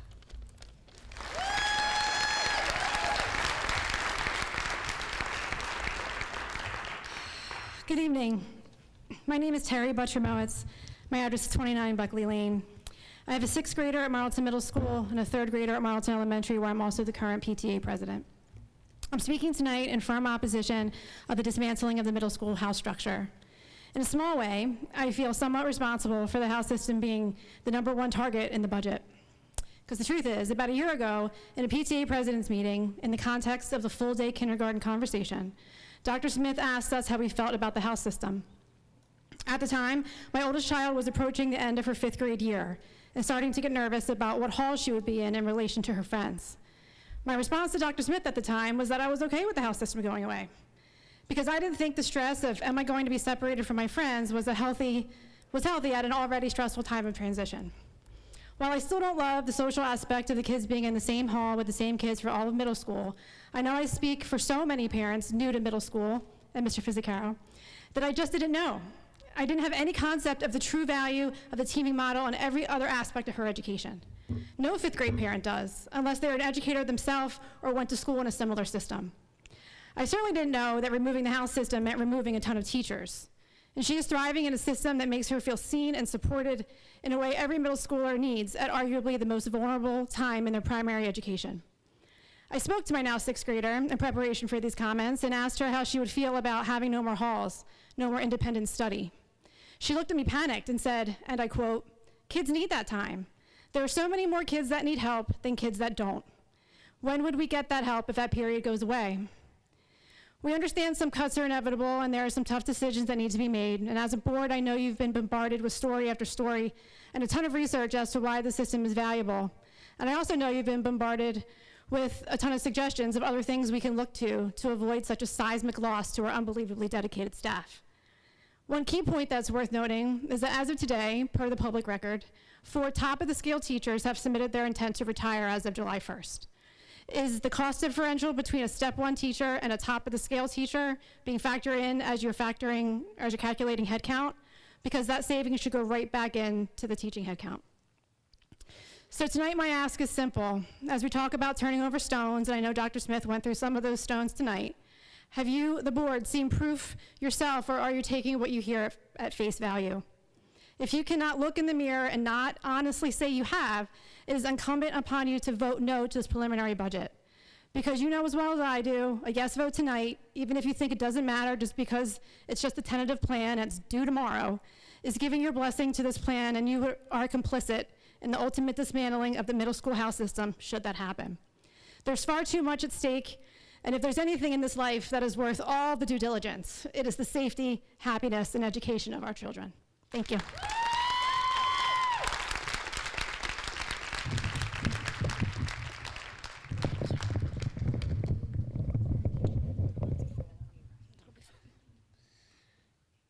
My name is Jacob Peelman, and I live at 33 Snuffbox Lane. Good evening, Dr. Smith and members of the Board of Education. You have heard from parents and teachers. Now I'd like you to hear from a kid. I wanted to speak tonight because I'm a current 6th grader, and I feel it is important you hear from the kids too. The Evesham Township School District strives daily to prepare students academically for their future. Teachers create lesson plans, inspire us, and offer us help whenever we need it. Children are not just coming to school to learn. They're coming to school with worries, sadness, stress, fear, attention struggles, and neurodivergent challenges. Thankfully, ETSD has known and understood for years that children are people and need to be fully supported developmentally, which means addressing our social skills, emotions, and behaviors, as well as our education. For instance, something that happened to me was that I was struggling with my locker. I had tried countless times to open it, even resorting to switching lockers. Eventually, I talked to a trusted teacher, and they helped me during independent study. After a 5 to 10 minute practice, a teacher then told the 6th grade team to cut me some slack if I'm a minute or two late. Middle school structure is important. It allows students to have personal relationships with their teachers while where they are not just numbers. Independent study is so important too. It allows students to do work and ask questions to teachers that they normally can't do at home, whether it's not a quiet environment or they need teacher help. This is a 1 week period is very helpful. Please keep our middle school motto. We are not mini high school students. We are early teens with our own unique needs. Please keep the team time so we are seen by the same teachers who all get to know us as one common group. This is a great district, and when the administrators and district leaders continue to uphold the importance of social emotional learning, it will continue to be a wonderful place to learn and grow. Thank you.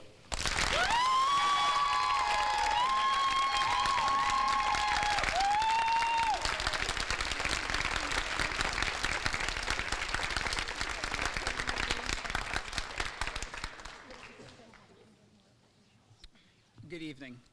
My name's Kevin. Yeah, sure. I can bend. I'm good either way. Good evening. My name is Kevin Peelman. I have 2 children in the district. I had a whole speech prepared largely about preserving the middle school model and the lack of engagement with teachers and parents to try to find solutions for the incredibly challenging funding issues we face. Instead, I wanted to touch on a few things that were said tonight. In regards to instrumental music lessons in middle school, they do not receive more instruction than high school students. Kids who continue with music in high school have instrumental music classes. There's concert band classes, orchestra classes, jazz band classes, a wide variety of options for them. They meet 4 days a week at least. As every parent with a child involved in the music program knows, especially those on the board or in the administration, this is blatant gaslighting. Telling half-truths and withholding relevant information is just dishonest. I and all of the parents and staff expect and demand better. The comments about last year's presentation for kindergarten are another example of gaslighting. We can all go back and look at the slides and watch the presentation and see how clearly the taxpayers were told, if you don't vote for the kindergarten ballot measure, these are the terrible things that will happen. Here we are. The terrible things are happening. In regards to whether or not the hall system is being kept, again, it's gaslighting. Tell us what is happening and be honest about it. Don't say it will be 1 or 2 classes. Then say, well, there's no way to know how much cross-pollination will be between halls. The students aren't going to just move or walk. They're taking classes in another hall with students from the other hall. Please stop pretending that this is anything other than a dismantling of the hall system. We, the stakeholders in this room, are not stupid. And the consistent gaslighting and lack of transparency has resulted in the loss of trust and faith in this administration. Please, we implore you, do better.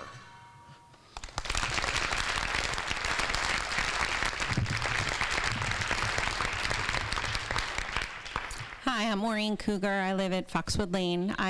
Sure?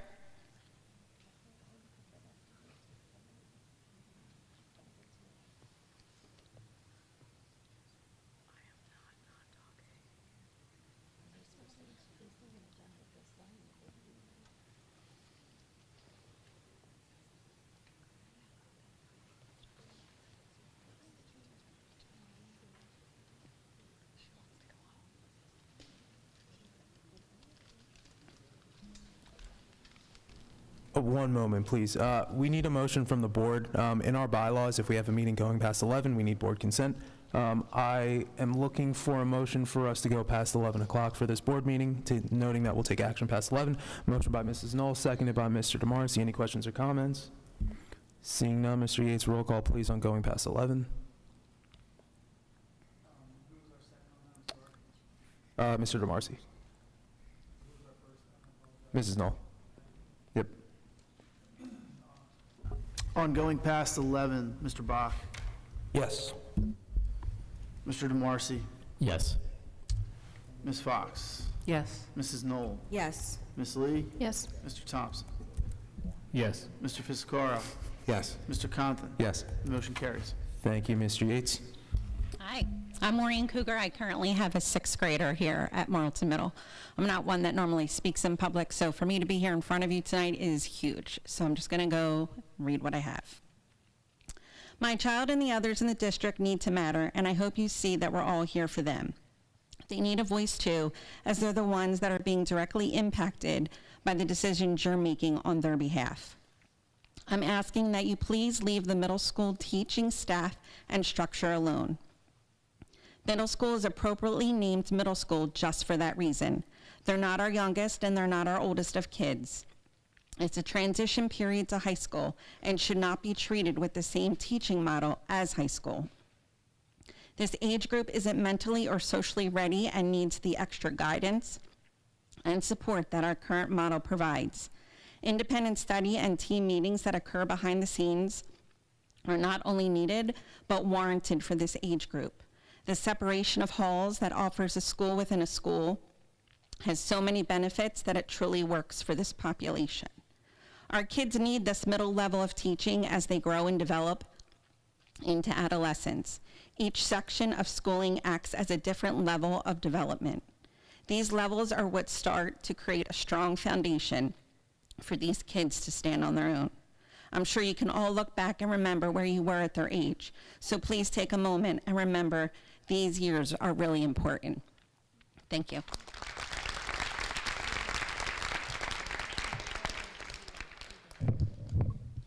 Hello, I'm Jennifer Peelman. I live at 33 Snuffbox Lane. I am a mother of 3 and a licensed clinical social worker. Each day in the United States, millions of adolescents go to school with mental health concerns that threaten their well-being and educational performance. In 2022, New Jersey declared there was a youth mental health crisis in this state. Schools play a critical role in addressing the social emotional wellness of children. Our middle school children deserve the best we can give them. Moving to a junior high model would be detrimental to the children and a huge step backwards for Evesham Township School District. When many of us were in this room last, people shared their concerns and changes for the structure of our district.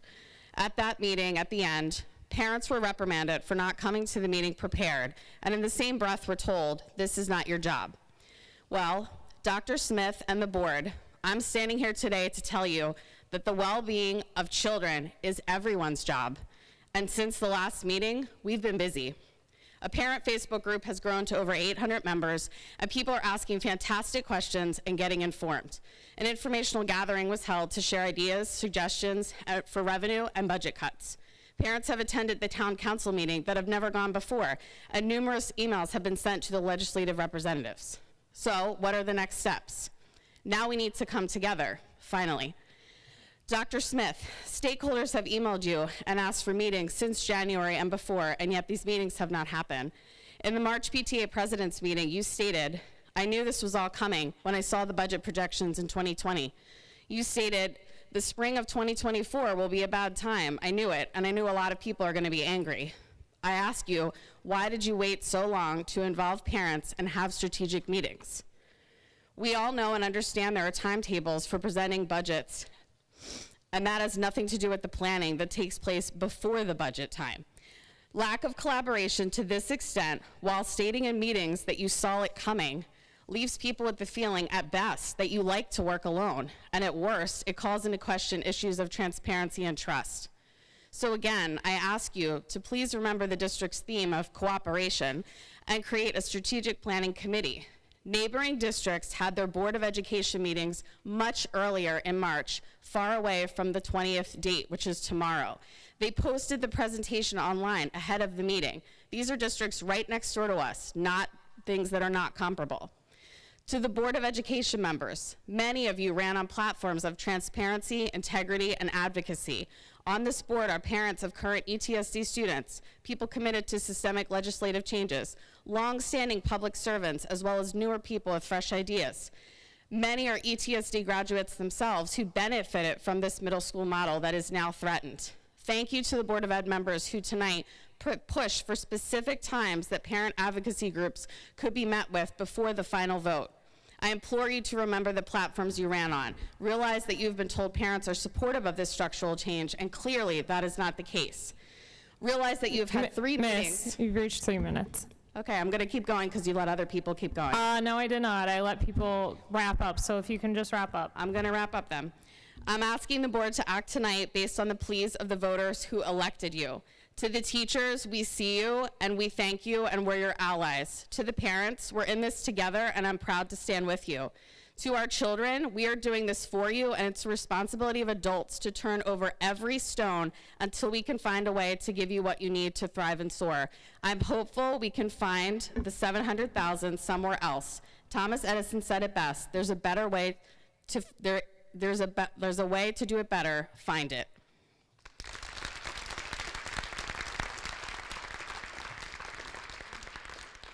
Hello, my name is Chris Miller. I live at Preamble Drive here in Marlton. I did not prepare a speech. I didn't even expect for myself to be here this evening, but I actually just got home. I am an educator myself in a neighboring district. I am a music educator, and I have children that are here in the school system. We're fairly new to Marlton, and I just wanted to speak on behalf of music education and the importance of music education for human beings, whether they're in elementary school, middle school, or high school. I just sincerely believe that music changes people's lives. It affects everybody. And when we start pulling these programs away from children, I can just speak for myself that music education shaped me as a human being. I became a performer and a musician, and I toured along the East Coast before I decided to become an educator and start teaching music for a career. I've taught thousands and thousands of kids, and I've seen it firsthand. It affects the way that their brains work for everything. It affects math, science, writing, reading, everything all gets impacted from music. And to know that this is a potential thing that we want to remove from our kids' experiences in school absolutely disheartens me as a human being and as an educator and as a father in so many different ways for our children. So I'm just really begging you to please reconsider affecting the music education of our children that are here in the district. Thank you.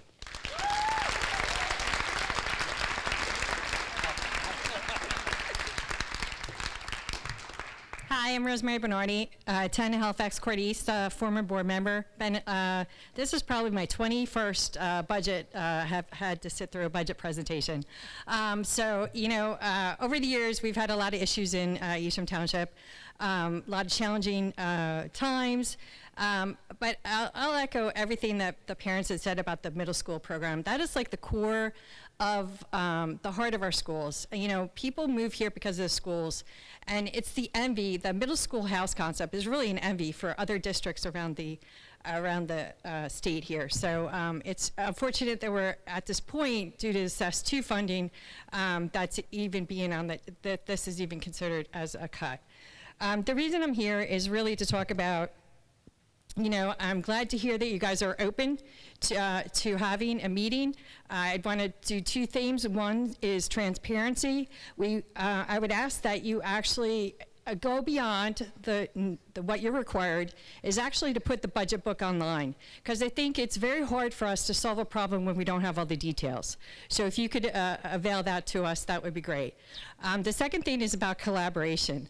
I just want to say that, you know, you know, it's really it's so great to see the parents here, and thank you, board members, putting together a budget, the administration doing all the hard work. It really is a hard process. But if we can collaborate, you know, there's a lot of great ideas. We know traditionally we're going to have new numbers. We could have, you know, you're going to have the JIF adjustments, you're going to have the health insurance, you're going to have breakage from retirements, the ECC, you know, how is that going to fare out at the end of the year? You know, really look at the fund balance accounts, analyze those. We have surplus. I feel that there could be a whole collaborative committee to talk about transportation. Transportation is what, $3-4 million out of your budget? I mean, we really need to look at this a little bit differently. So if we were to have a collaborative meeting, that would be great. Jen suggested the strategic planning session. I think that's great because honestly, without a plan, you know, this is really, we're gonna be back here in a year talking about the same thing. So I think that the board really needs to look at, you know, options for this year and how it's gonna look, you know, next year and the year after. So the other thing that we're looking at too, as Jen mentioned, Parents United, we're working on legislative initiatives. We could get relief from stabilization aid. We can get relief from another bill that if they pass, that we could go to 2.5% cap. We could get additional aid. Transportation, they're looking at the school funding formula. So there's a lot of things in the legislature that we could advocate for as a community. It's unfortunate that we're here now. We should have been doing a lot of this work a while ago to start that work, but we are going to do it. So one of the things I want to just focus, just to wrap up, is really, you know, And you have reached 3 minutes, so yeah. That's all right. I just want to wrap up that, you know, it's really great to see so many people here, and really what we pitched in the kindergarten meeting, strong schools, strong community. So I think I just want to close on that point, because really, you know, we just have that, strong schools, strong community, and here we are to support that. Thank you.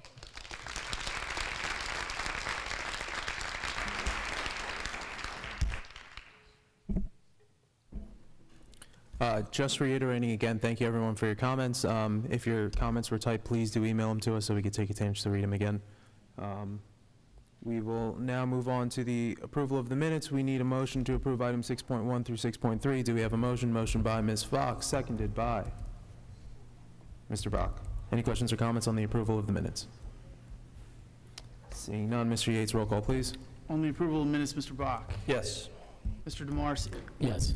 Ms. Fox. Yes. Mrs. Knoll. I have a question. I'm sorry.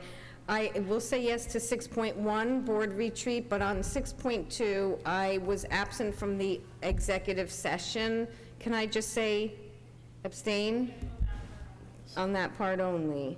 Okay, yes to the regular meeting on the 6.2, but not the executive session minutes. Yes to 6.1 in total. And you're abstaining from the executive minutes on 6.2? Correct. Yes, got it. Your abstention is noted. Mr. Thompson. Abstain from 6.1, yes to the rest.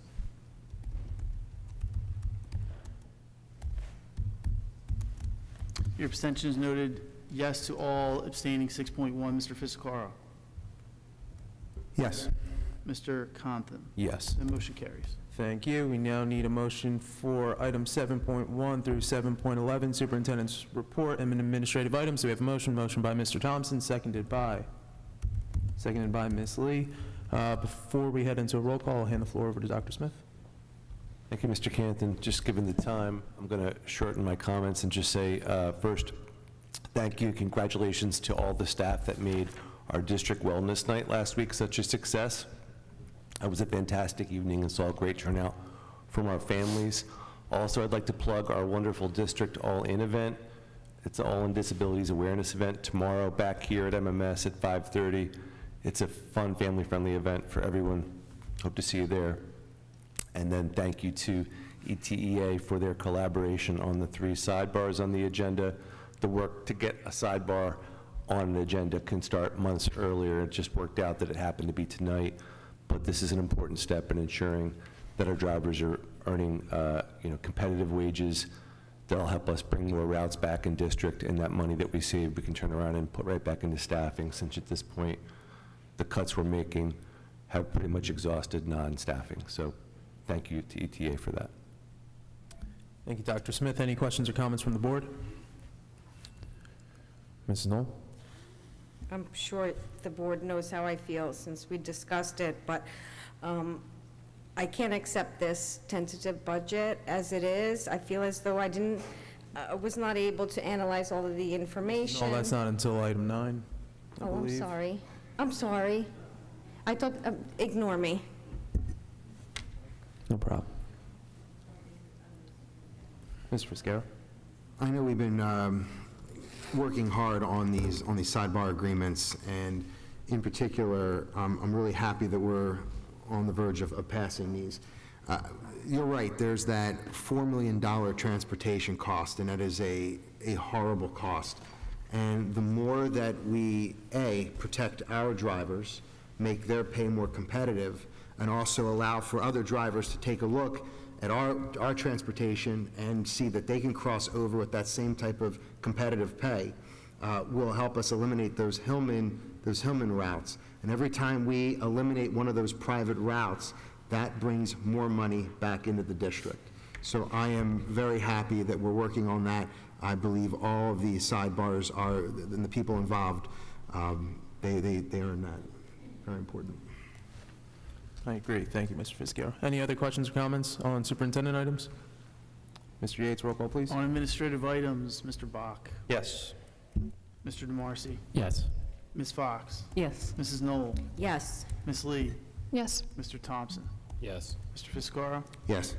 Mr. Conklin. Yes. The motion carries. Thank you. Moving to item 8, curriculum and instruction. We need a motion to approve items 8.1 through 8.5. Do we have a motion? Motion by Mr. Friscaro, seconded by Mr. Thompson. Any questions or comments as it pertains to curriculum and instruction? I do. Mrs. Knoll? On tonight's agenda is 8.4, the Evesham Ed Foundation funding request. We did speak about this in curriculum. What was that last night? And so I want to point out to the public how wonderful they are. They are supporting the Eyes on Art show, which is, I don't know when it's starting, but it's every year at the end of the year.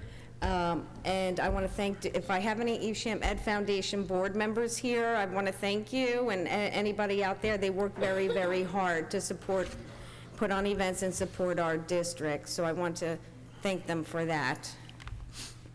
That's it. Thank you, Mrs. Knoll. Any other questions or comments from the board? Seeing none, Mr. Yates, roll call, please. Roll call on curriculum and instruction, Mr. Bach, Yes. Mr. DeMarcy, Yes. Ms. Fox, Yes. Mrs. Knoll, Yes. Ms. Lee, Yes. Mr. Thompson, Yes. Mr. Fiscara, Yes. Mr. Conklin. Yes. The motion carries. Thank you. We now need a motion for items 9.1 through 9.20 under finance and operations. Do we have a motion? Motion by Mr. Thompson, seconded by Ms. Lee. Any questions or comments for the board under finance and operations? Is this the part? This is the part. I know it is. I'm only kidding. I'm kidding. Anyway, before I speak about the budget, 9.19, I also want to give a shout out to our new, the school bus advertisement finance committee. I don't know when that's beginning. Is that next school year? They're probably going to be put on the buses tomorrow morning. Oh, tomorrow, wonderful. So I just wanted to ask the public, support Tailored Landscaping LLC. Any other businesses, you want to get your name out there, you can have your sign on our buses. So I want to thank Tailored Landscape LLC. And what else? I believe there was nothing else besides the tentative budget. I just wanted to say, as I was saying before, it's no secret. We spoke about it in executive session. At this time, I cannot accept this tentative budget. I have many, many questions, as obviously other board members do, and I didn't have enough time to review all the the workbooks and so on. So, plus the fact that this will impact every child in Marlton, because every student in Marlton goes through the middle school. So, you know, moving forward, I hope that as a board, we can work together and find savings elsewhere. So it's unfortunate that the board is faced tonight with having to accept this budget. It's unacceptable, really, the fact that this meeting was scheduled the night before the budget is due. It puts us in a difficult position.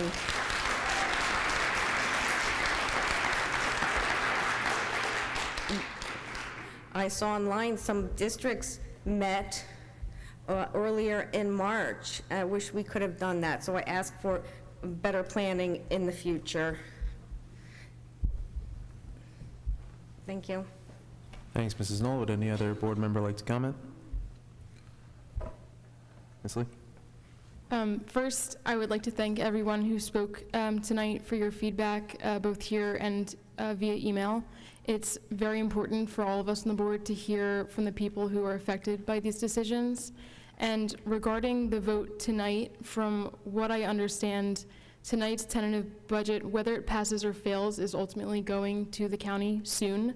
And the way I see it, if this vote fails tonight, the meaningful changes and dialogue that the community is looking for and deserves is not going to be happening in an emergency meeting in the next 24 hours. This is a longer process, obviously, and this is why we have a multi-step budget process. So tonight, I think we've all seen how the numbers are looking. We've seen the presentation. We're on an even playing field. And this vote, as I see it, is not an end. It's really a beginning of a dialogue. And it's disappointing that it's taken this long for the dialogue to begin, and that's something for the future. But this is where we are right now, and I hope to see work with the parent groups that have formed and making substantive changes before the final vote in more than a month. Thank you. Thank you, Ms. Lee. Any other questions or comments from the board? Ms. Fox? I would also like to thank everyone for coming out, for your emails. While it is true that the final budget will not be voted on yet, I feel that there is just too much of a gray area, and I'm not convinced that the collaboration between stakeholders and board and administration will happen if it does not go through. And for myself, there was a lot I heard today that I am just not comfortable with saying yes at this time.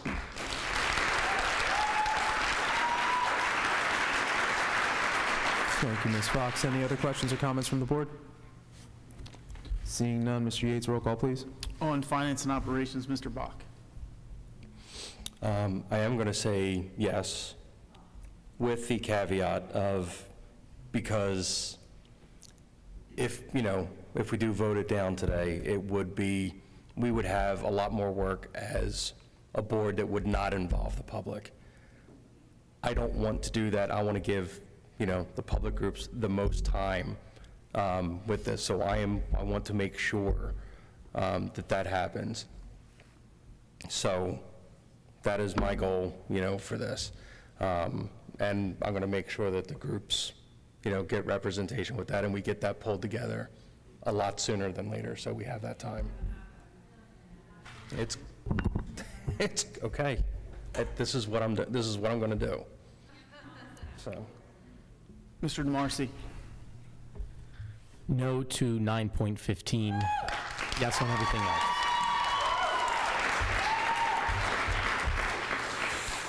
Just to clarify, Mr. DeMarcy, you said yes to all, no to 9:15. Thank you. Your vote is counted. Ms. Fox. Yes to all, no to 9.15. Thank you. Mrs. Knoll. Yes to all except a no for 9.15. Ms. Lee. Yes. Mr. Thompson. Yes. Mr. Fisicaro. Yes. Mr. Compton. Yes.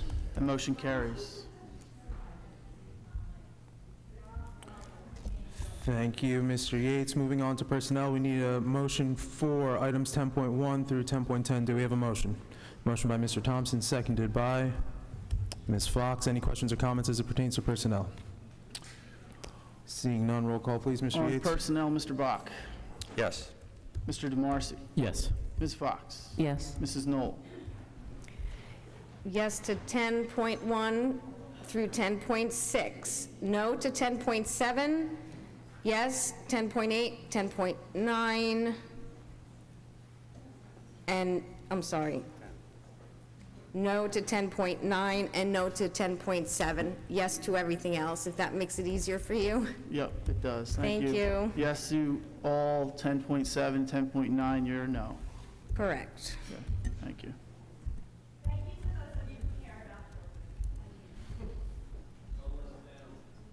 Ms. Lee? Yes. Mr. Thompson? Yes. Mr. Fisicaro? Yes. Mr. Compton? Yes. That motion carries. Thank you. Moving to policy, of which we have no policies. Moving to committee reports. Are there any board members who would like to share a committee report? Seeing none, we will move to old business, of which we have none. We will move to new business. There is none. Now we'll move into public comment on any open items. This meeting will now be open to the public, referencing any items of interest. However, if your questions or comments pertain to litigation, student or personnel items, or negotiations, we would ask that you see the superintendent after the meeting, since we do not discuss these matters in public. Please limit your comments to 3 minutes per person, and please state your name and address at the beginning. Hi, Rosemary Bernardi, 10 Halifax Court East. So I heard from Mr. Bach that he's willing to have a meeting. Do I have commitment from, is there a commitment from the whole board? I guess I'm a little confused what the next step is, just to be clear, like with dates and, you know, next actions we're gonna have, like, I'd like some clarity on that. Yeah, I'm going to be reaching out to the groups that were here tonight, so we can form a committee and discuss the budget, where we're at, and ideas that people might want to share, and we can try to find a common ground to walk forward on. So I guess, you know, just from a facilitation perspective, you know, having everyone's schedules, I think it might be easier if we could just pick a date right now. We're all in the room here. Jen? Yes? Let's pick a date. We all have our calendars here. I think it would just be easier, and we could have a committee meeting to have, I feel it's going to get lost. I just think that the board needs to decide from their perspective, and I don't know that they're prepared to do that here. And I think the president needs to decide, you know, if this is going to be a full board meeting or if it's going to be a committee, like an ad hoc committee. So I think that's why we're saying that we need additional time. So, I mean, I think that we can say we'll be in touch by the end of the week. Okay, well, moving on is public comment, so. All right. If you can discuss it during your board discussion to come up with how you're going to plan, if you're going to do an ad hoc committee, or honestly, just have another open session, and I think it would be great if we can, and we, you know, we have people here today, we do have outreach, but there might be other people who could have other ideas, so I wouldn't want to limit that conversation. Thank you.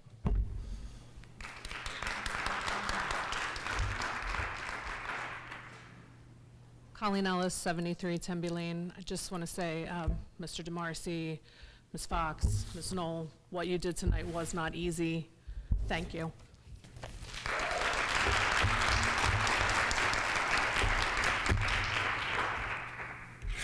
Hi, my name's Evan Scott, 106 Williamsburg Court. Sorry I'm late. I was listening to the meeting on the way from work. I got off about 10 or so. I caught the last part of the public comment. What I wanted to just talk about is the lack of transparency as it relates to the school funding formula, because that really is the root of every single problem that we have and will have going forward until it's changed. And I finally figured out one of the biggest factors. So it's aggregate income. It distorts the entire formula. So they don't use median income. And that's what matters. So as long as we have that one single factor, we will be continuously affected. So this process will go on and on and on, just like we talked before, until it's addressed. So we have to get everyone in the room, the entire community, to literally raise their voices to Trenton, to the Department of Education, to the Treasury Department to say, hey, we need to switch the factor from aggregate income to median incomes. And then it will truly be representative of the community at large. Aggregate wealth is distorted by high income earners.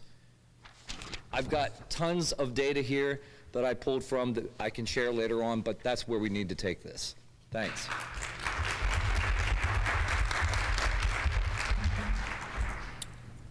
We will now move to board member announcements. Are there any board members who would like to share an announcement? Mr. DeMarcy? I assume this allows for a comment, not necessarily announcement as well? You can announce your comment. Okay, it's announcing my comment. I wanted to speak in regards to the vote we took.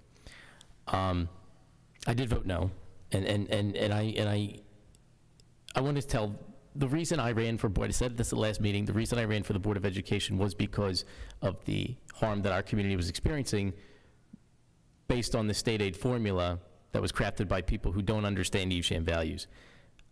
Having been elected, having been here for 2 months, I understand that, you know, the budget challenges that we face, they are not easy solutions. And even though the state has caused it, you know, our advocacy is one of the only steps we could take to prevent further funding. But the reality is this year we have $1.6 million that we have to find. That being said, one of the biggest factors that I have considered in this has been the outreach, has been the calls for suggestions. That to me shows that Evesham, you know, teachers, parents, you know, and as we saw tonight, students, as a community who cares about the schools. And that to me spoke volumes, which is why in that aspect of team, in that aspect of, you know, we're behind this, we have to work on this together. This is why the community meetings that we must have with the stakeholders are going to be crucially important in navigating these issues. There needs to be not just parent groups there, but also teacher groups as well. And realistically, any other interested group, because every resident in this town is affected by the state aid cuts and budget cuts in some way or another, whether you are simply a taxpayer, whether you are a student, whether you are somebody who's looking to move to Evesham Township. There is that factor that has to be considered. I think that there also needs to be a recognition of the importance of logistics in regards to handling not just mental health, but also special education. Those two things are crucially important in today's generational education. You know, I walked these very halls not that long ago. I see some of my former teachers in the crowd tonight. But the way I see it, things are different than even from then for kids and the challenges that they face based on the aftermath of not just the pandemic, but our changing world. And that could be very uncomforting for a lot of kids and a lot of families. And I think it's important to say that, you know, we sympathize with that. You know, we're all understanding of that. And in future conversations, we're going to have to keep that as a factor in the decisions that we make. You know, something else was brought up about the local advocacy that has been done about this issue to not just our board, but other elected officials and other governing bodies here in town. That is crucially important. You know, this is a chance for every governing body here in Evesham Township to do something about the biggest issue that our community faces. You know, with regards to the SRO funding, with regards to the properties that were mentioned, you know, this is something that me personally, I think should be a big effort on behalf of the entire Evesham community as a united cause to address this issue. State advocacy. Thank you to every single person who has written a letter to our state legislators to, you know, ask them to say there are crucially flawed issues in our state aid formula. You know, it's a very complicated matter, you know, that I would need 2 hours to go through, but that would bring us to about almost 2 a.m., so I don't think anybody wants that. But I went to Trenton on last Monday, and I testified at the Assembly Budget Committee. Two of the legislators who sit on that committee represent one of the towns in LRHSD, right, which is one of our partner districts. Every kid who goes through here ends up in that district, which, as we all know, just lost $4.7 million. And you know, I looked at them and I said, how is this, how are you as elected officials going to permit this to happen to your home district? This is not something that we could just sit idly by and say, you know what, that's the politics of it. What is happening in Trenton, what is happening with the stated formula is the politics of it. That's where we're going to address the long term of this issue, because this will keep going on unless the people who don't understand the Evesham values that are making these decisions hear from our community. You know, and I've gone way over my time limit, but I mean, you know, I think at the end of the day, when it comes to the budget, you know, my guiding philosophy, and I mentioned this, is that every stone needs to be overturned. And I appreciate the work that our administration has done to, you know, the other things were listed in the budget, and they said, you know, they went through those ideas and explained different, you know, challenges that came with those suggestions. But we also need to have that community meeting, and in that community meeting, we need to go step by step with those suggestions and look at the financial figures of adding up to that. It's about $640,000. We can and we will, in those committees, look at those suggestions and find a solution together. Thank you. Thanks, Mr. DeMarcy. Does anyone else like to share an announcement? Mr. Bach? Not so much an announcement, but can we agree that we're going to do another board retreat to talk about, you know, to really discuss the budget in depth as a board?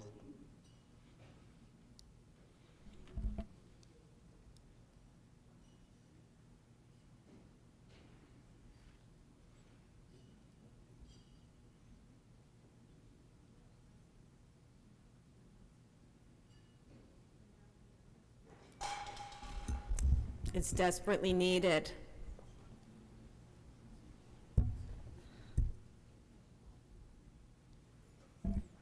I need a motion to approve a board retreat before the final budget vote in, Motion by Ms. Fox, seconded by Mr. DeMarcy. Any questions or comments on that? All right, seeing none, Mr. Yates, roll call, please, on a board retreat prior to our final budget approval. On board retreat, Mr. Bach. Yes. Mr. DeMarcy. Yes. Ms. Fox. Yes. Mrs. Knoll. Yes. Ms. Lee. Yes. Mr. Thompson. Yes. Mr. Viscaro. Yes. Mr. Conklin. Yes. Motion carries. Cool.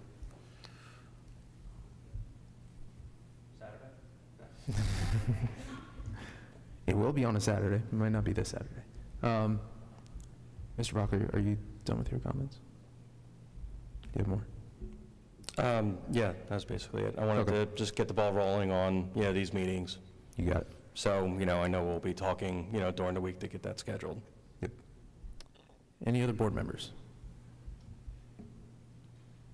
So I had a feeling that my no vote would be a symbolic vote, but I had to vote with how I felt. I do want to say, I know Dr. Smith has taken a lot of shots in the last few board meetings. Seeing him behind the scenes, he does care a lot, and I know this, but from my point of view, there's going to have to be cuts somewhere, and someone is not going to be happy with what it is, but I do agree that, I mean, some of your ideas that were sent to me are things that I'd never thought of and that made a lot of sense, and I would very much hope that we can coordinate the outreach meetings to really see what else can be cut that does not affect the students and the teachers.